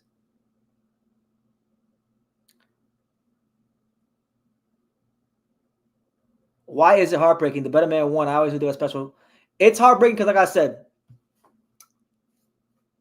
there's not a lot of fighters in boxing that I can honestly say I genuinely like. Like, to be honest, like Devin won, and I'm happy that he did his thing, and it was a great fight, and I give him his due. But like, doesn't really like. If we're just being honest, Devin Haney winning doesn't do anything for boxing in America. It doesn't really do anything for boxing. Like, people are gonna forget about this fight in about 2 or 3 days. If Brian Norman Jr. would have won, like, he actually has like real charisma, real like genuine star qualities outside the ring. It would have been better for the sport if he won. But apart from that, you know, he's just been one of them guys that has kept me loving this sport. Really, that's what it is. So that I wanted him to win, and I thought he really could win because based on what Haney had showed me in Ryan, all these fights in his career, he didn't show anything like this tonight in his whole career. Ooh, Benavidez, Zotto at cruiserweight. See, that's a good fight. I like that fight. I know they used to spar a lot. They have history in sparring, supposedly. Zotto's an amazing fighter. I think Zotto Ramirez is a little underrated. Like he was the first Mexican to become super middleweight champion. He was the first Mexican to become cruiserweight champion. The only guy he's lost to is Bivol. He's an amazing fighter. Benavidez beats him. I think that does a lot for him. That makes Benavidez a 3-division champion. So if he can't get Benavidez, if he can't get Bivol, I feel like that's the next best option, or a guy like Opataya, something like that. Does that mean that Jin Sasaki wasn't good? Cuevas wasn't a ranked fighter before he fought Norman. Cuevas was a ranked fighter before he fought Norman, because I remember I did a video about Cuevas. Because I know Derek. Like Derek. I know I don't know him personally, but like I used to see him in the gym a lot, like 7 years ago. He was winning fights like in Puerto Rico and Panama and shit like that. He got ranked off that. Sasaki was already ranked before he fought Norman. He beat Shoki Sakai to become like number 2 or number 1 contender. And I know it was because when Sasaki fought Shoki Sakai, I was there. I was in Japan. It was on the undercard of Inoue versus Hee Jun Kim. That was the fight where I was in the tunnel and I saw Jin and I talked to him and he said he wanted to fight Brian Norman Jr. And that was like the first real call out of Brian Norman Jr. before he even came to the States and called out Brian Norman Jr. So I mean, look, them guys are not Devin. We know that. We knew that already. They're dangerous fights, though. Those guys can punch. They don't have the skills Devin has, but those guys can punch. I would definitely say if you match a Cuevas and Sasaki up with certain guys in the top 15, those guys are liable on any given fight, on any given night to knock those guys out because those guys have real punching power. But, of course, they're not the most polished guys in the world.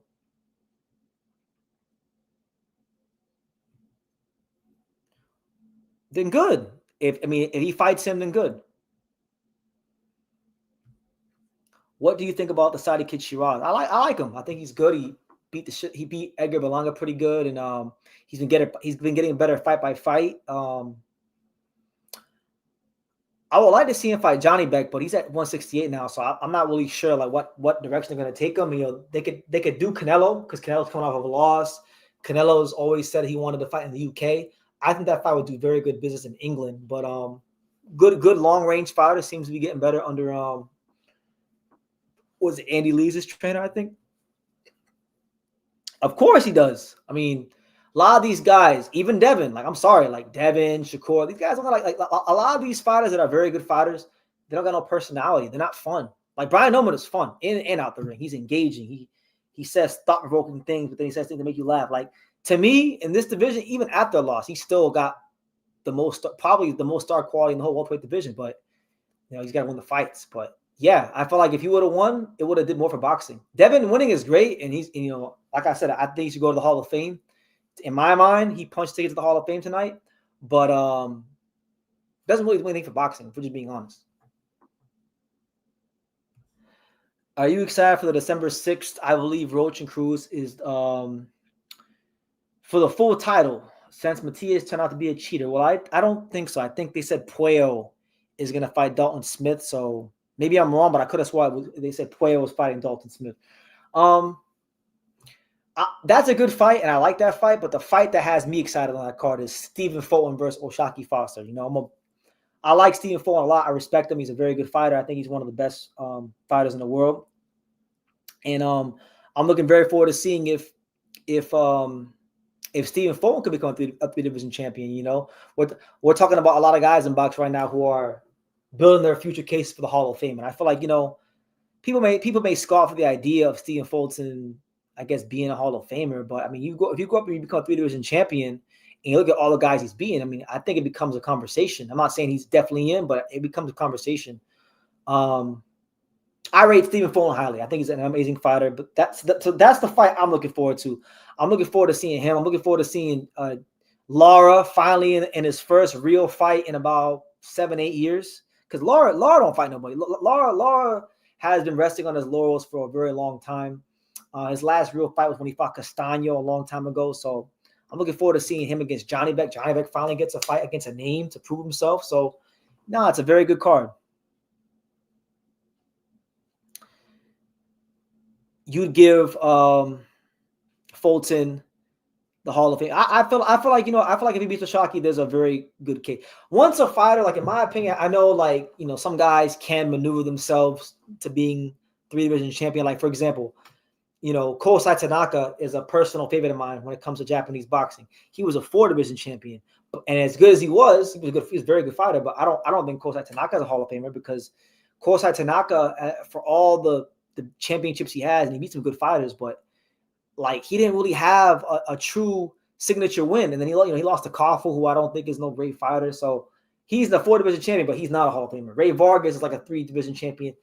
I don't think he's a Hall of Famer, right? But so it's not just the fact that you're a 3-division champion. It's about who you beat, when you fought them, and how you beat them. You got to factor all those things in. And I think if you look at Fulton's resume, if he beats Foster, I don't know, man.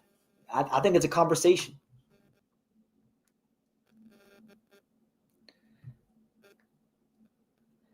At this point, everyone should be in the Hall of Fame. Fuck it, just put BT in there. Well, hey, listen.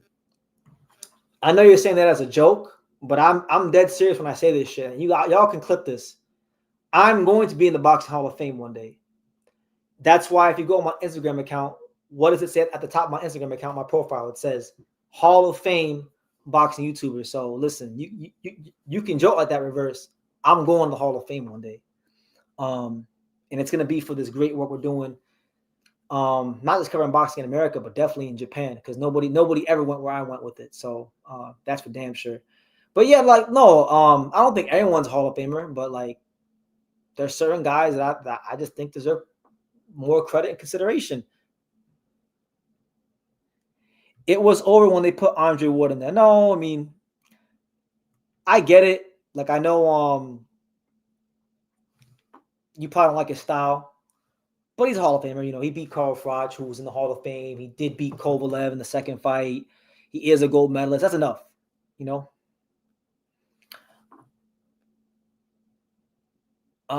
They could still do Landolfo Delgado. And no, hell no, please.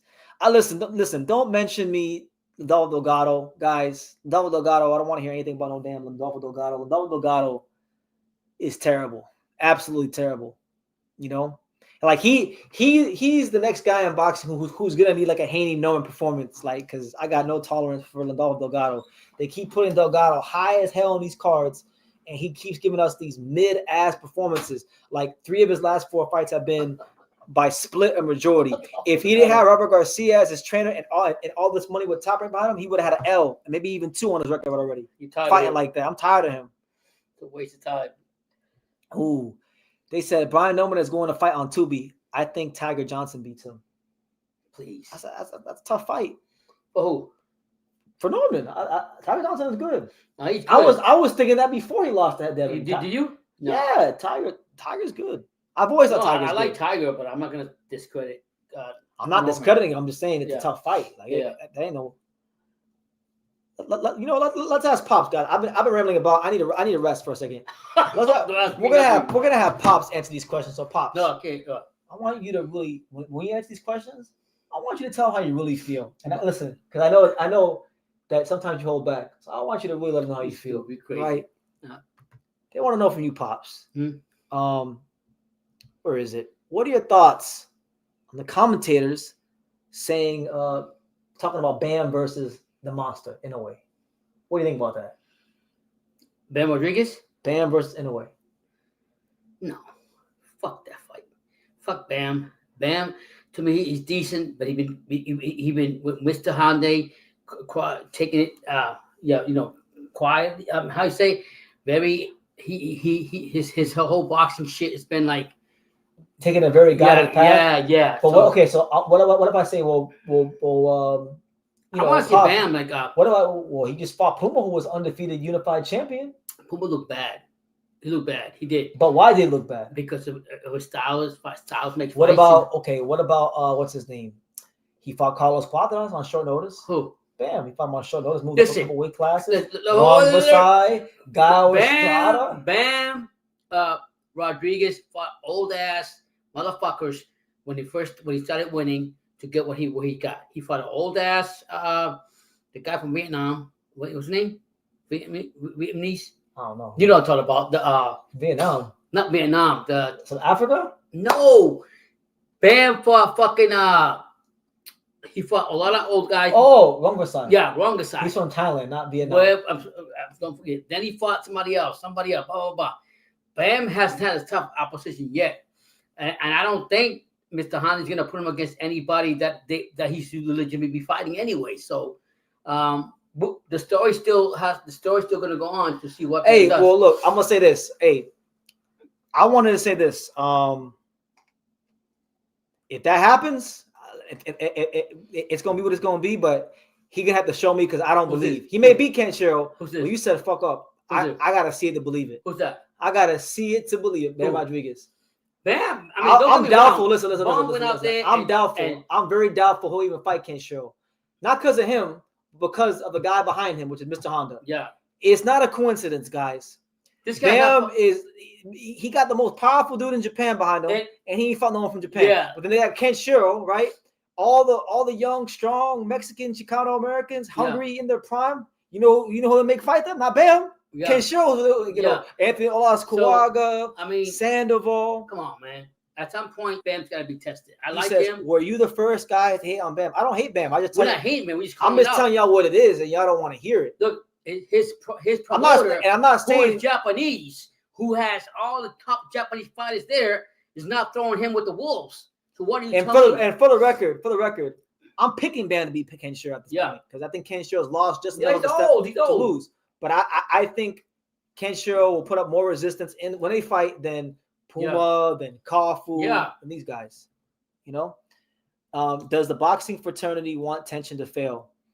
That's a great question. That's a great question. He's not a failure either way you look at it, though. To be honest, but I don't know. That's a great question because Tension is a superstar in Japan, right? A superstar. We know that, in Japan.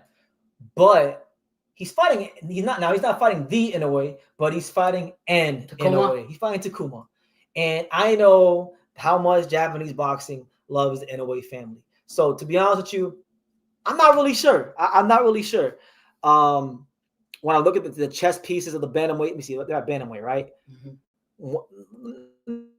Let me go look at these chess pieces because let me see.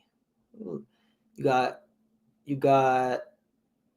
Medina, Tonio Vargas. The division is wide open, honestly. So I don't really see what the play is, to be honest with you.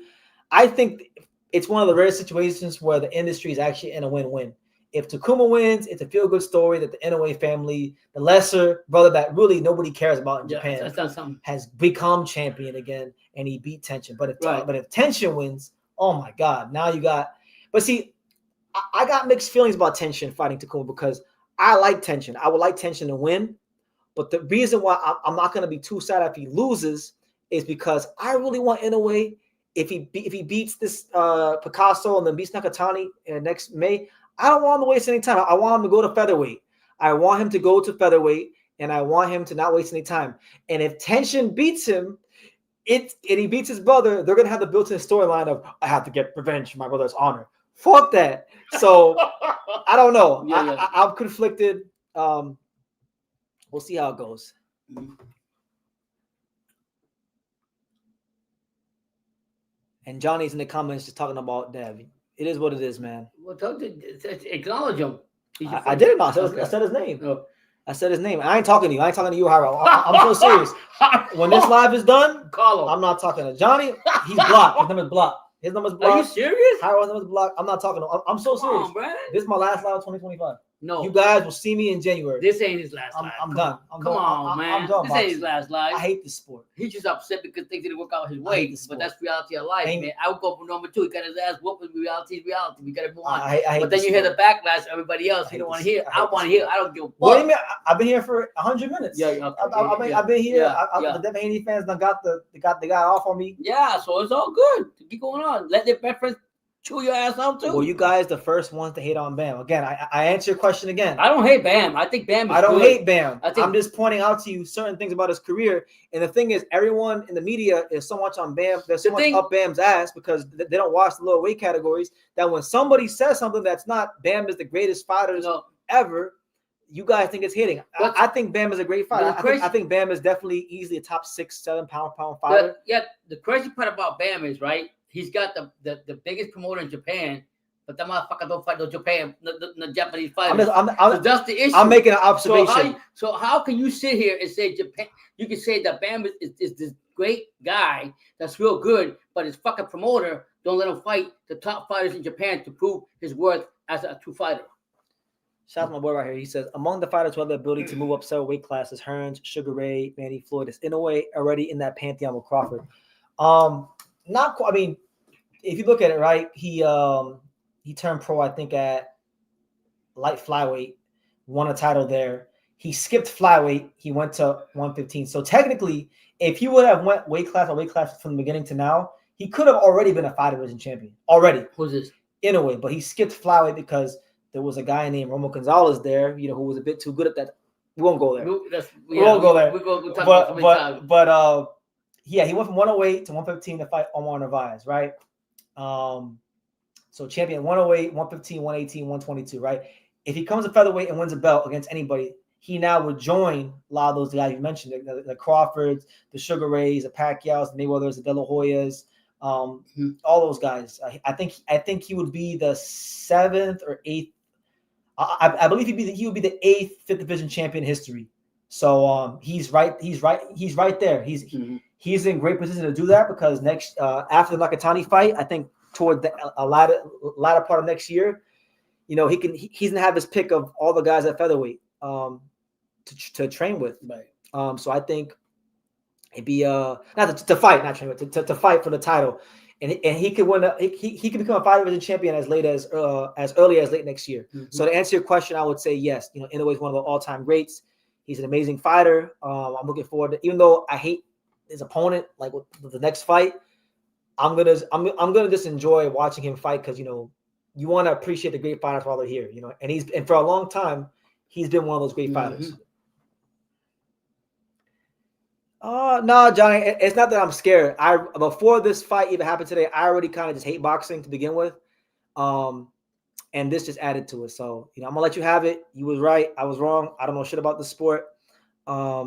It's all good. I'll talk to you next year. You'll be here. I'm not live, boys. Believe me. Believe me, I'm not live to this. You're just talking crazy right now. I mean, it sounds good. It sounds good. It all sounds good. But fights are not won in theory. Fights are won in the ring. And the reality is, Ken Shiro Taraji's fought more Mexican Americans and Mexicans than Bam. I mean, and that's a fact. That's not hate. That's a fact. How in the fuck you got a Japanese fucking promoter, one of the biggest guys that got all the power in Japan, and you can't find nobody else? Get the fuck out of here. Is Adrian Broner the worst 3 or 4 weight division champion? Well, you know what? I don't want to call anybody who's been a champion the worst anything. I know how hard it is for fighters to win a world title.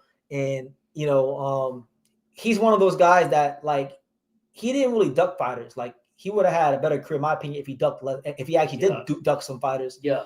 But, I mean, you could make a case. I mean, there's definitely he definitely got the right fights, at the right time for those fights. And once he hit 47, that was his limit. Like when he fought Paulie, when he fought Maidana, he couldn't do anything up there. But you know what? I will never down Broner because Broner was willing to actually test himself. Yeah. So we only know, and he fought a lot of people. We only know Broner's limitations because he was willing to test those limitations. He might have won, but he fought a lot of good resume, real good. To be honest. You understand? Reversely says Bam is one of the most overrated fighters right now. All he does is beat up old guys and nobody's not one elite performance. I halfway agree with you. I feel like a lot of guys that he did beat were over the hill, But I wouldn't say the reason why he's getting a lot of credit is because of the performances. Like, he's beating these guys, he's outboxing them, he's just showing angles, he's counterpunching. I actually have zero problem with his performances. I just feel like, they're trying to put him on the level with Crawford and Inoue and these kind of guys. And my thing is, the only fights out there that exist for you where you could really say, okay, you either got to go undisputed and beat up a Ken Shure, which, you might get the chance to, or more, Junto. But we know he can't fight Junto because Mr. Honda controls both of them. So my thing is, it's not going to happen. Why don't you cover other sports? The channel is literally called True School Sports. I want you to do some homework. I want you to go. I want you to go on the channel. I want you to go to the video section, and I want you to click all those videos, and I just want you to scroll and scroll and scroll. And if you look, you're going to see a bunch of NBA videos, because before I covered boxing, before I interviewed guys like, all these great fighters I've had a chance to talk to over the years. Yeah. When I was 18 years old, 19 years old, I interviewed the Steph Currys and the Kemba Walkers and the Vince Carters of the world. That was me. I did that.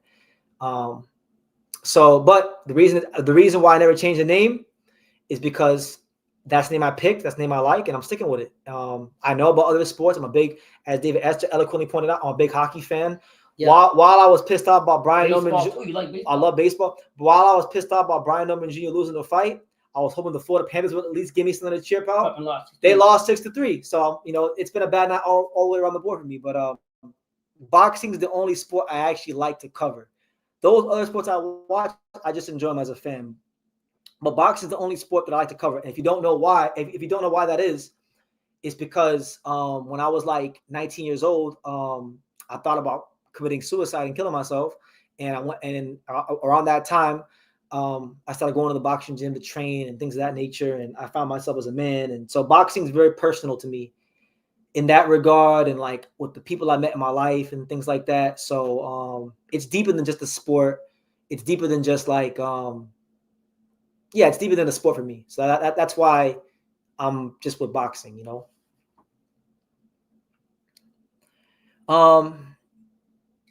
Do you think that we'll see more Carmel next year? I don't know. I don't know what's going on with Carmel. He's getting big. Like, I'm not even sure what weight class he fights in. He's in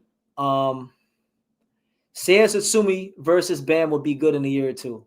They ain't gonna do that fight. That's too dangerous a fight. That's the kind of fight they would never put Bam in. A fight against, I don't know. That's not true. He might be able to outbox a guy like Satsumi. Satsumi kind of holds his feet like Puma. But one thing about Satsumi is Satsumi don't get tired. He's gonna throw punches till he can't no more. Like, it's a dangerous fight. But you're right though. The JBC doesn't give a rat's ass about Seiya Satsumi, so they might actually do that fight. But yeah. You are an OG in the YouTube boxing, man. You're probably the only content creator that linked with the modern era and past era. Holyfield, Turner. Yeah, those guys, if you want to go more recent, Brian Norman Jr., right? Bill Haney, been talking to him before. I've had the honor. The Lord has blessed me immensely to cross paths with a lot of great fighters over the years and give you guys a lot of great content. So, we'll see how it goes. We'll see how it goes. I ain't been too positive about boxing lately, but not either. Especially after tonight. But we'll keep it going. Yeah, thank you all for being here, though. We appreciate everything. We just talking boxing. No, man, that's what I'm saying. Like, everybody just thinks like it's just me here. Because truth be told, guys, like if it was just about like money and things like that and those kind of things, I would have hung this shit up a long time ago. You get to a certain point in life where like the thing that you love to do, which in my case is cover the sport of boxing and talk to you guys, and interview fighters and go to these fights and things of that nature. Like it gets to a point where like the thing that you love, it becomes bigger than just you. Like, even if you don't necessarily want to do it anymore, you still do it because you understand that what you're doing has a big impact on people's lives, and you're very needed in what you're doing, so people like it too. That's kind of where I'm at. Like, I love boxing, but it's different. Like, it's not like when I was like 21 or 20. It's a different type of love now. I love giving people great content and what it does and the joy it gives other people more than the sport sometimes. Yeah, if I'm being honest, like BT Harden dropped 55 on your Hornets. Well, we suck. I mean, everyone should drop. I'm surprised he didn't drop 100. Listen, no, we don't play no defense. So what happened? Somebody 55? Huh? Somebody dropped 55? Marcus says every person you hate on wins low key. Well, then you don't really pay attention because Eric Lubin didn't win his last fight. And everyone knows I can't stand him. Every time he get fucked up, I get happy about it. So that statement is not true. Yeah.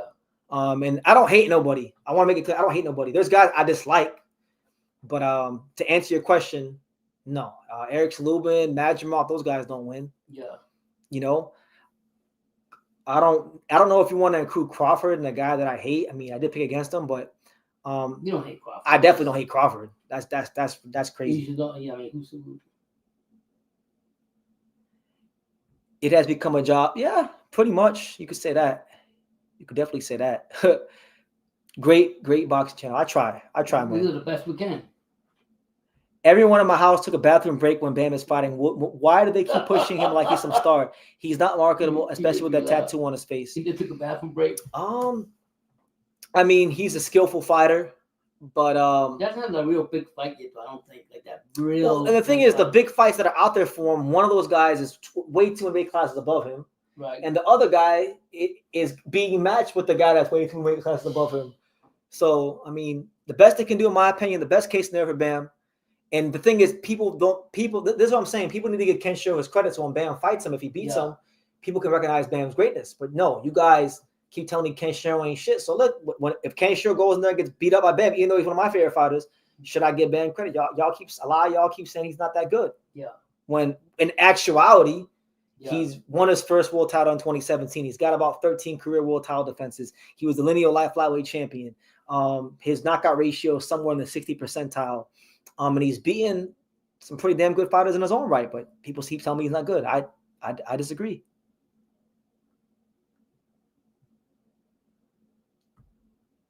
Charlie Zelenoff. Oh shit. Charlie Zelenoff. That's that white dude that fought. Yeah.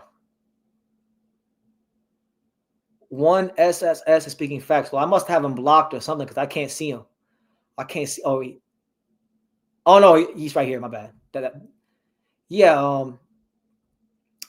Look, there's some guys that are great fighters, but they're not stars. And there's some guys that are stars that are not great fighters. For example, a lot of you guys don't think Rolly Romero is that good, but Rolly Romero actually has star quality, right? And he's a little bit better than people give him credit for. So therefore, Rolly Romero is a guy that really and truthfully, you know, he's not a pound guy. He's never gonna be on a pound list, but he's got star qualities.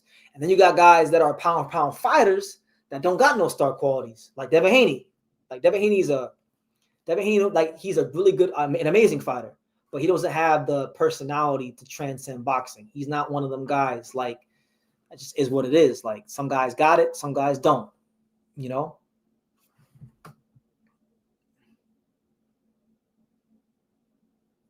Ken Shamrock will need a KO win because he's definitely not getting on the cards. Listen, they wouldn't even get Ken Shamrock a decision in his home country against Ricardo Sandoval. So you ain't telling no lies. I don't think he's gonna win that fight. I'm not expecting him to win the fight. I just want to see him go in there and give Bam his best fight, and I'll be cool with that. You know, because I understand that he's at a more of an advanced age. They don't really want him to win. That's what it is.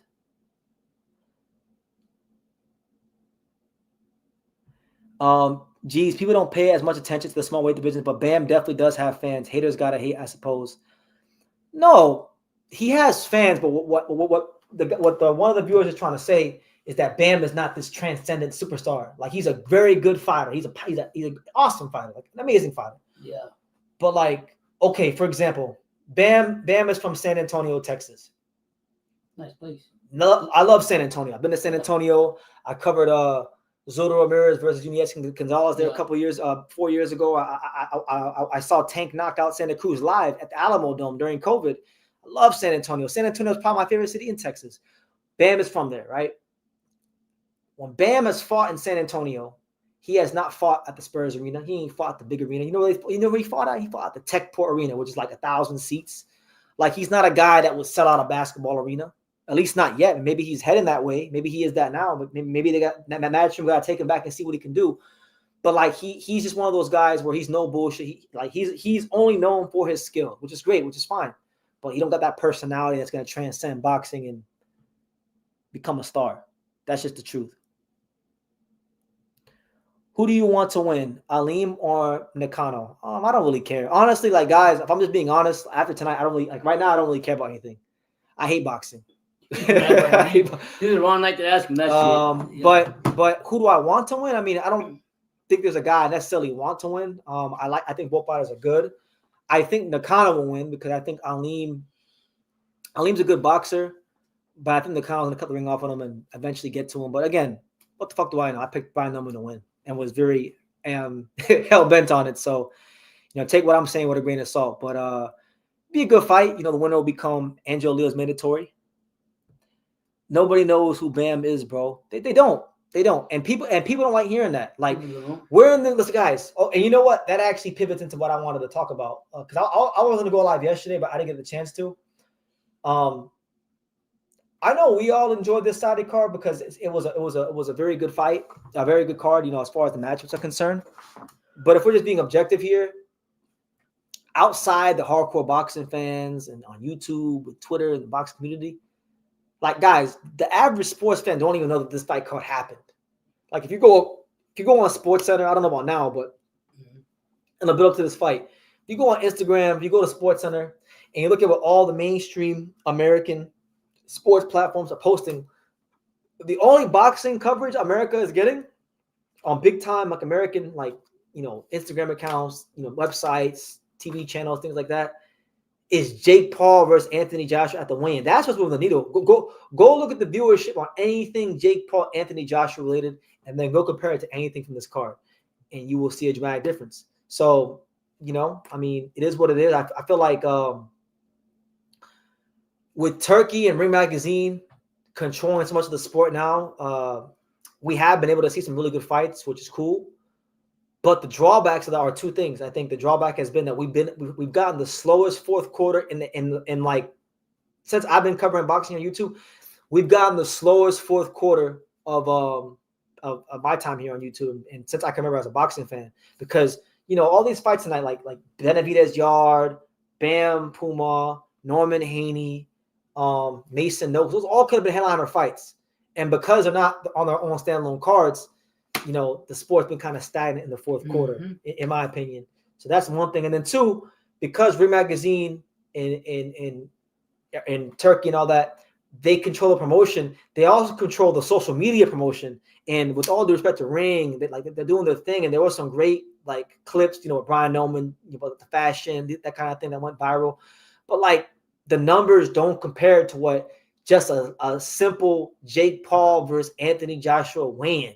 Like or not in what press conference face off, because I remember like they posted it like within like 30 minutes, had like 600,000 views. Jeez. And like so it probably has millions now. So I'm just saying, like, I hope you guys enjoyed the card. I'm just telling y'all the realities. Don't get mad at me. But look at the first three quarters; it's still overperforming. Yeah, but boxing, the fourth quarter is where boxing is really supposed to shine. Around the holidays, that's where boxing really shines. And truth be told, there were still some fights we didn't get. Like, listen, Benavidez should have been fighting for undisputed. Not, but Turkey told Bivol to, vacate the belt, and that's how he became champion. You understand? Crazy. So there was, even with fights we got, there was a lot of fights we didn't get. I love Colin Canupel. He's from my Duke guys. Y'all got to trade LaMelo. No, he's staying on the Hornets. I think they're gonna work it out. Yeah, we gotta get a new coach though, but like we can't get no good coach, unfortunately. So I mean, the Hornets are gonna win like 15 games this year. We suck, but it'll be fun to watch. I think that's what I'm saying. Like 2026, if you just look at the first couple months of 2026, you got like you got Xander Zayas versus Abbas Bro, Bakram Mirzalia versus Josh Kelly, Navarrete versus Sugar Nunez. Like really good fights. Angel Leo come back against Demani in a nice defense of the title, amongst many other things. So I feel like 2026 is going to be a better year, but I really am not a fan of how the rhythm of this year has been, because it was kind of good in the beginning, It's very good, middle, very dull at the end. Very, very dull. It's just because they have too much control. So look, the reality is we'll get a super card every now and then. But now, the next fight you guys look forward to is good old Shabazz Massoud versus Peter McGrail. Yeah, you can watch that fight. You're like 4 weekends for nothing. And then on top of that, the sport is only going to be seen like the real sport. It's only going to be seen by the real boxing fans. Ring Magazine is not transcending the boxing community. Like Sports Center is not posting about Brian Norman Jr. and Devin. Like I guarantee you guys on sports, if you watch Sports Center, if they mention anything from this card, it'll be like at the very, very, very, very tail end of the broadcast, things like that. So I'm just telling y'all the realities of what it is. If you're gonna have a promoter monopolize the promotion, well then guess what? In this country, which is still, I don't care nobody says, I don't care how many American acts they kick to Saudi. This country, that country is still the entertainment capital of the world. And when the needle was moved here in the entertainment industry, it's just different than other places. It's just I don't make the rules. I just know how it is. That card is mad at best. When are you gonna call Jairo? And Jairo, by the way, I know this is you. I'm not calling you. I'm not calling you. I'm not calling Johnny. I'm not going live. I will see you guys in 2026. I'm done. You're gonna call boxing. You call you when you get over this shit. Even if I do call, I'm not calling him for like 2 weeks. I'm not calling him for 2 weeks. Jairo, Johnny, I'm not talking to Johnny. I'm not talking to Jairo. Right now, don't bother him. I hate boxing. Wait, give him time to digest what he was wrong. Bam got to do what he got to do to get recognition. Collecting belts is all he can do. Popularity sells, but accomplishments matter most. History books remember accomplishments. That's what I'm saying. Like, look, I'm a big proponent of like not faking the funk. Be who you are. So like, if you're a guy who's naturally reserved and doesn't talk, then you be that and you just go about your business and you win. However, if you're not a big star and you get passed up for certain opportunities because you don't want to try to market yourself here and there a little bit, then you can't really complain either, because I tell fighters all the time. I told many fighters this. I said, look, the most important thing is the fighting. Like, you gotta definitely have that down pat, because you could be the best talker in the world, but if you're not good enough to win the big fights, then people are gonna look at you like a fraud, right? Like you're like, who is this bum? Who is this hype job? Exposed, all that stuff, all that blase. But as much as possible, I feel like fighters got to work on, working on the speaking skills, communication skills, because we live in a day and age where it's out of sight and out of mind. And,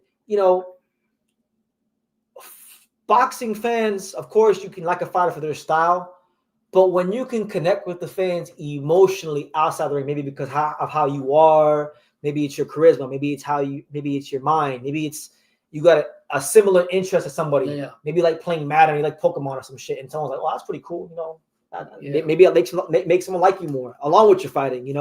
It goes a long way. It plays a role. So yeah, I always tell fighters like you want to always constantly work when you got time on your speaking skills, on just getting better at your interviews when you can, because it can go a long way. Brian Norman Jr. lost tonight, but he's gonna get more opportunities because that mouthpiece is. Just look at Rolly. Rolly started boxing at like 17. Yeah. And look how far his mouthpiece got him. Big fights, so. But be yourself, though. Above all else, be yourself. Can Jairo at least call your dad? I mean, you can call my dad, but I ain't talking to you. Straight up. I ain't talking to you. Yeah. We can't complain about everything. We're in a better spot now than before. The duck paywall is all but destroyed. So now we got that. We can nitpick. But I'll take this over the duck blueprint. I don't agree with you. I mean, I'm not trying to make this a F Turkey a la Sheik Live, because I'm kind of past that. But I don't think we're in a better spot. The sport is getting less popular by the day. These fighters winning is meaning less and less outside of the boxing community. And like Saudi it's not America. It's not America. It's not the UK. It's not Japan. It's not them places. So I would like to see the sport get to a place where, honestly, I kind of want to just get to the Saudi era, because what's going to happen is eventually Saudi's going to pack up their stuff and leave boxing. Holy shit. And then, the promoters actually have to promote again. Mm-hmm. So I kind of want to just get to that part, but I understand, things go in cycles, things go in phases, and that's what it is. But, to each their own. a lot of people have no personality. They just sit on social media and watch others. That is true. I agree with you on that one. People need to appreciate Bam while he's still boxing instead of saying he beats up nobodies. He has beat a lot of quality champions. I mean, I hear you, and I definitely appreciate his skills, but okay. So Pop is going to bed, guys. You got any final words to say, Pops? Thank you for supporting the channel. Keep up with us. This will not be the last live 2025. This will, in fact, be the last live of 2025, guys. Fuck boxing. Stay tuned and keep supporting the channel. Thank you. Yep. Yeah, I'm just sleeping. All right. Pop's going back. I'm not sure. I'll give you guys 10 more minutes, and then I'm gonna go get some rest because I want to just forget about tonight. That was a nightmare. But Bam is a very good fighter. He's very skilled. I appreciate his skills, but I just think it's not unfair to just point out the obvious. Like a lot of them guys he fought were over the hill. He didn't fight. Go back and watch the Guile fight. Guile didn't have his legs under him from round one. Like he was shot from the word go. Cuadras was a recovering alcoholic. That was very documented going into that fight. I'll give him Rungbasai because Rungbasai was the guy that I thought out of all the guys was probably the most dangerous for him, and he beat the break. So I'll give him Rungbasai, but like Cuadras and Guile were washed. That's not even hating. Kafu and Puma are very good wins. Kafu, coming out the Tanaka win, legitimate champion, beat him easy. I can't hate on Kafu. I can't hate on Puma. Those are very good wins. Bam's an amazing fighter. But I just think people are waiting to see Bam in a fight against a guy like Junto. A guy that they perceive to be a pound-for-pound guy. And that's not coming anytime soon.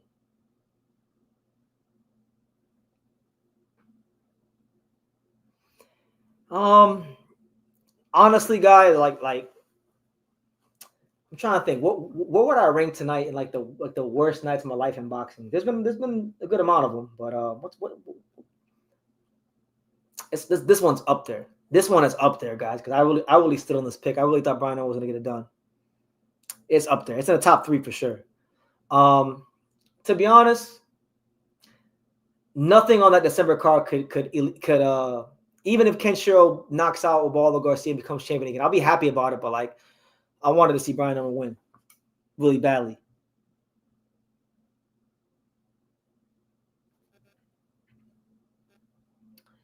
Harold got the fight wrong too. He won't show. Nah, I'm good, champ. I don't want to talk to nobody. I'm good. When this live is done, I told my dad when this live is done, I'm going to sleep. I'm not talking to no one. Yes, I am. I don't really get sad over boxing no more because really I'm not like. There's not many fighters I can say I'm like a real fan of. Like I really like to watch, but Brian Norman is one of the guys I can say I'm really like I told you. There's 3 fighters that if they weren't around, I wouldn't be here covering boxing no more. That have kept me like interested in boxing. He's been one of those 3 guys. So it's not fun.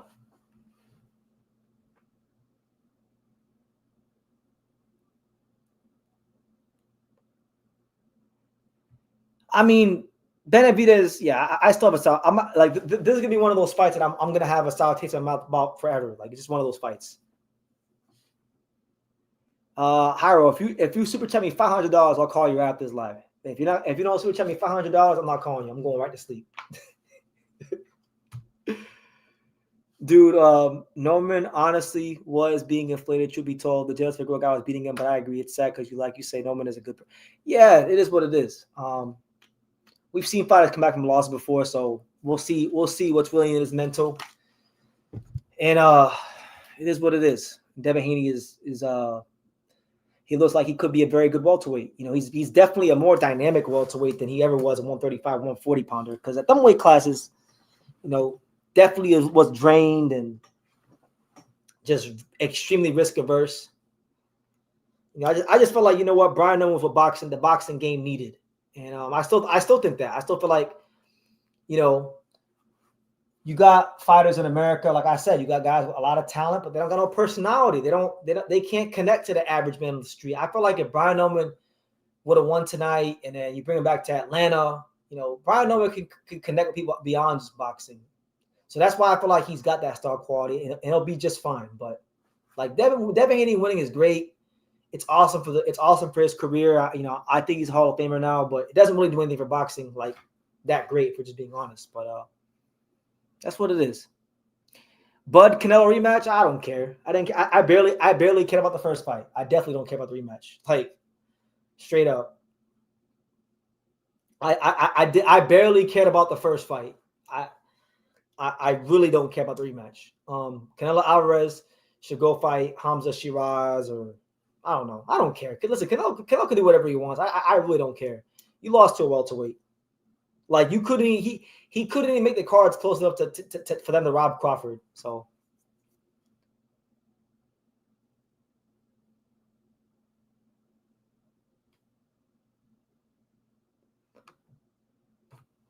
I like those fights. If it was great, if Benavidez can get either of those fights, those are the kind of fights he needs in his career. What are my thoughts on Virgil or Boots? I don't care.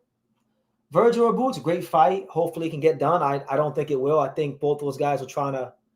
I think both those guys will try to take certain fights that will maybe build their profile up more. They're gonna marinate a little more. I think they're not fighting next, but when it happens, great fight. That's not true. That's not true. He tried to fight. He tried to fight Jaron Ennis. Jaron Ennis and Eddie Hearn put the 152 catchweight in there. If Boots would have fought at 47, they would have fought. Norman got the fight because Boots didn't want to fight Haney. Now, Norman, listen, I don't got any doubt in my mind that Norman will be champion again. I believe in him. I believe in his dad. I think he's still an awesome fighter. I think his dad is still a very good trainer. But I just think to get this one tonight would have really meant something for not just for Norman, but more importantly for the sport. Because like I said, American boxing's in the shitter. Like, we got all of our best fighters going to Saudi because all the best American fighters don't really got no it factor personality. Norman's the first guy that came along in a long time that just he gets ticked a lot of boxes. But the unfortunate reality that maybe I got to come to grips with was that he's just not as good as I thought he was, and that's okay. He can come back better, and maybe one day he'll become as good as I think he is. But all right, on this night he wasn't good enough. So it is what it is. It's the fight game. And I think on that note, guys, I'm gonna wrap it up. I don't got nothing else to say. Respect to Devin Haney. He was right. Bill Haney was right. There's clearly a lot about boxing I need to go back and learn. So I will continue being a student of the game as I've been for the duration of my life. And I'm not sure when I'll go live again. This I'm so like Pop. My dad doesn't think my dad thinks I'm playing. This might be my last live of 2025. I'm that down right now. I know Tenshin and Takuma are fighting in 2 days. I don't really care. Best luck to both of them. If this is my last live of 2025, guys, it's been a great year. Thank you for all the support. I didn't get to 90,000 subscribers like I wanted to, but I got to 89, so that's still good. And we'll see what happens. But on that note, guys, take care. And like I say in every single one of these videos, you can love me or you can hate me, but I'm just a kid from Daniel. So until next time, take care, guys.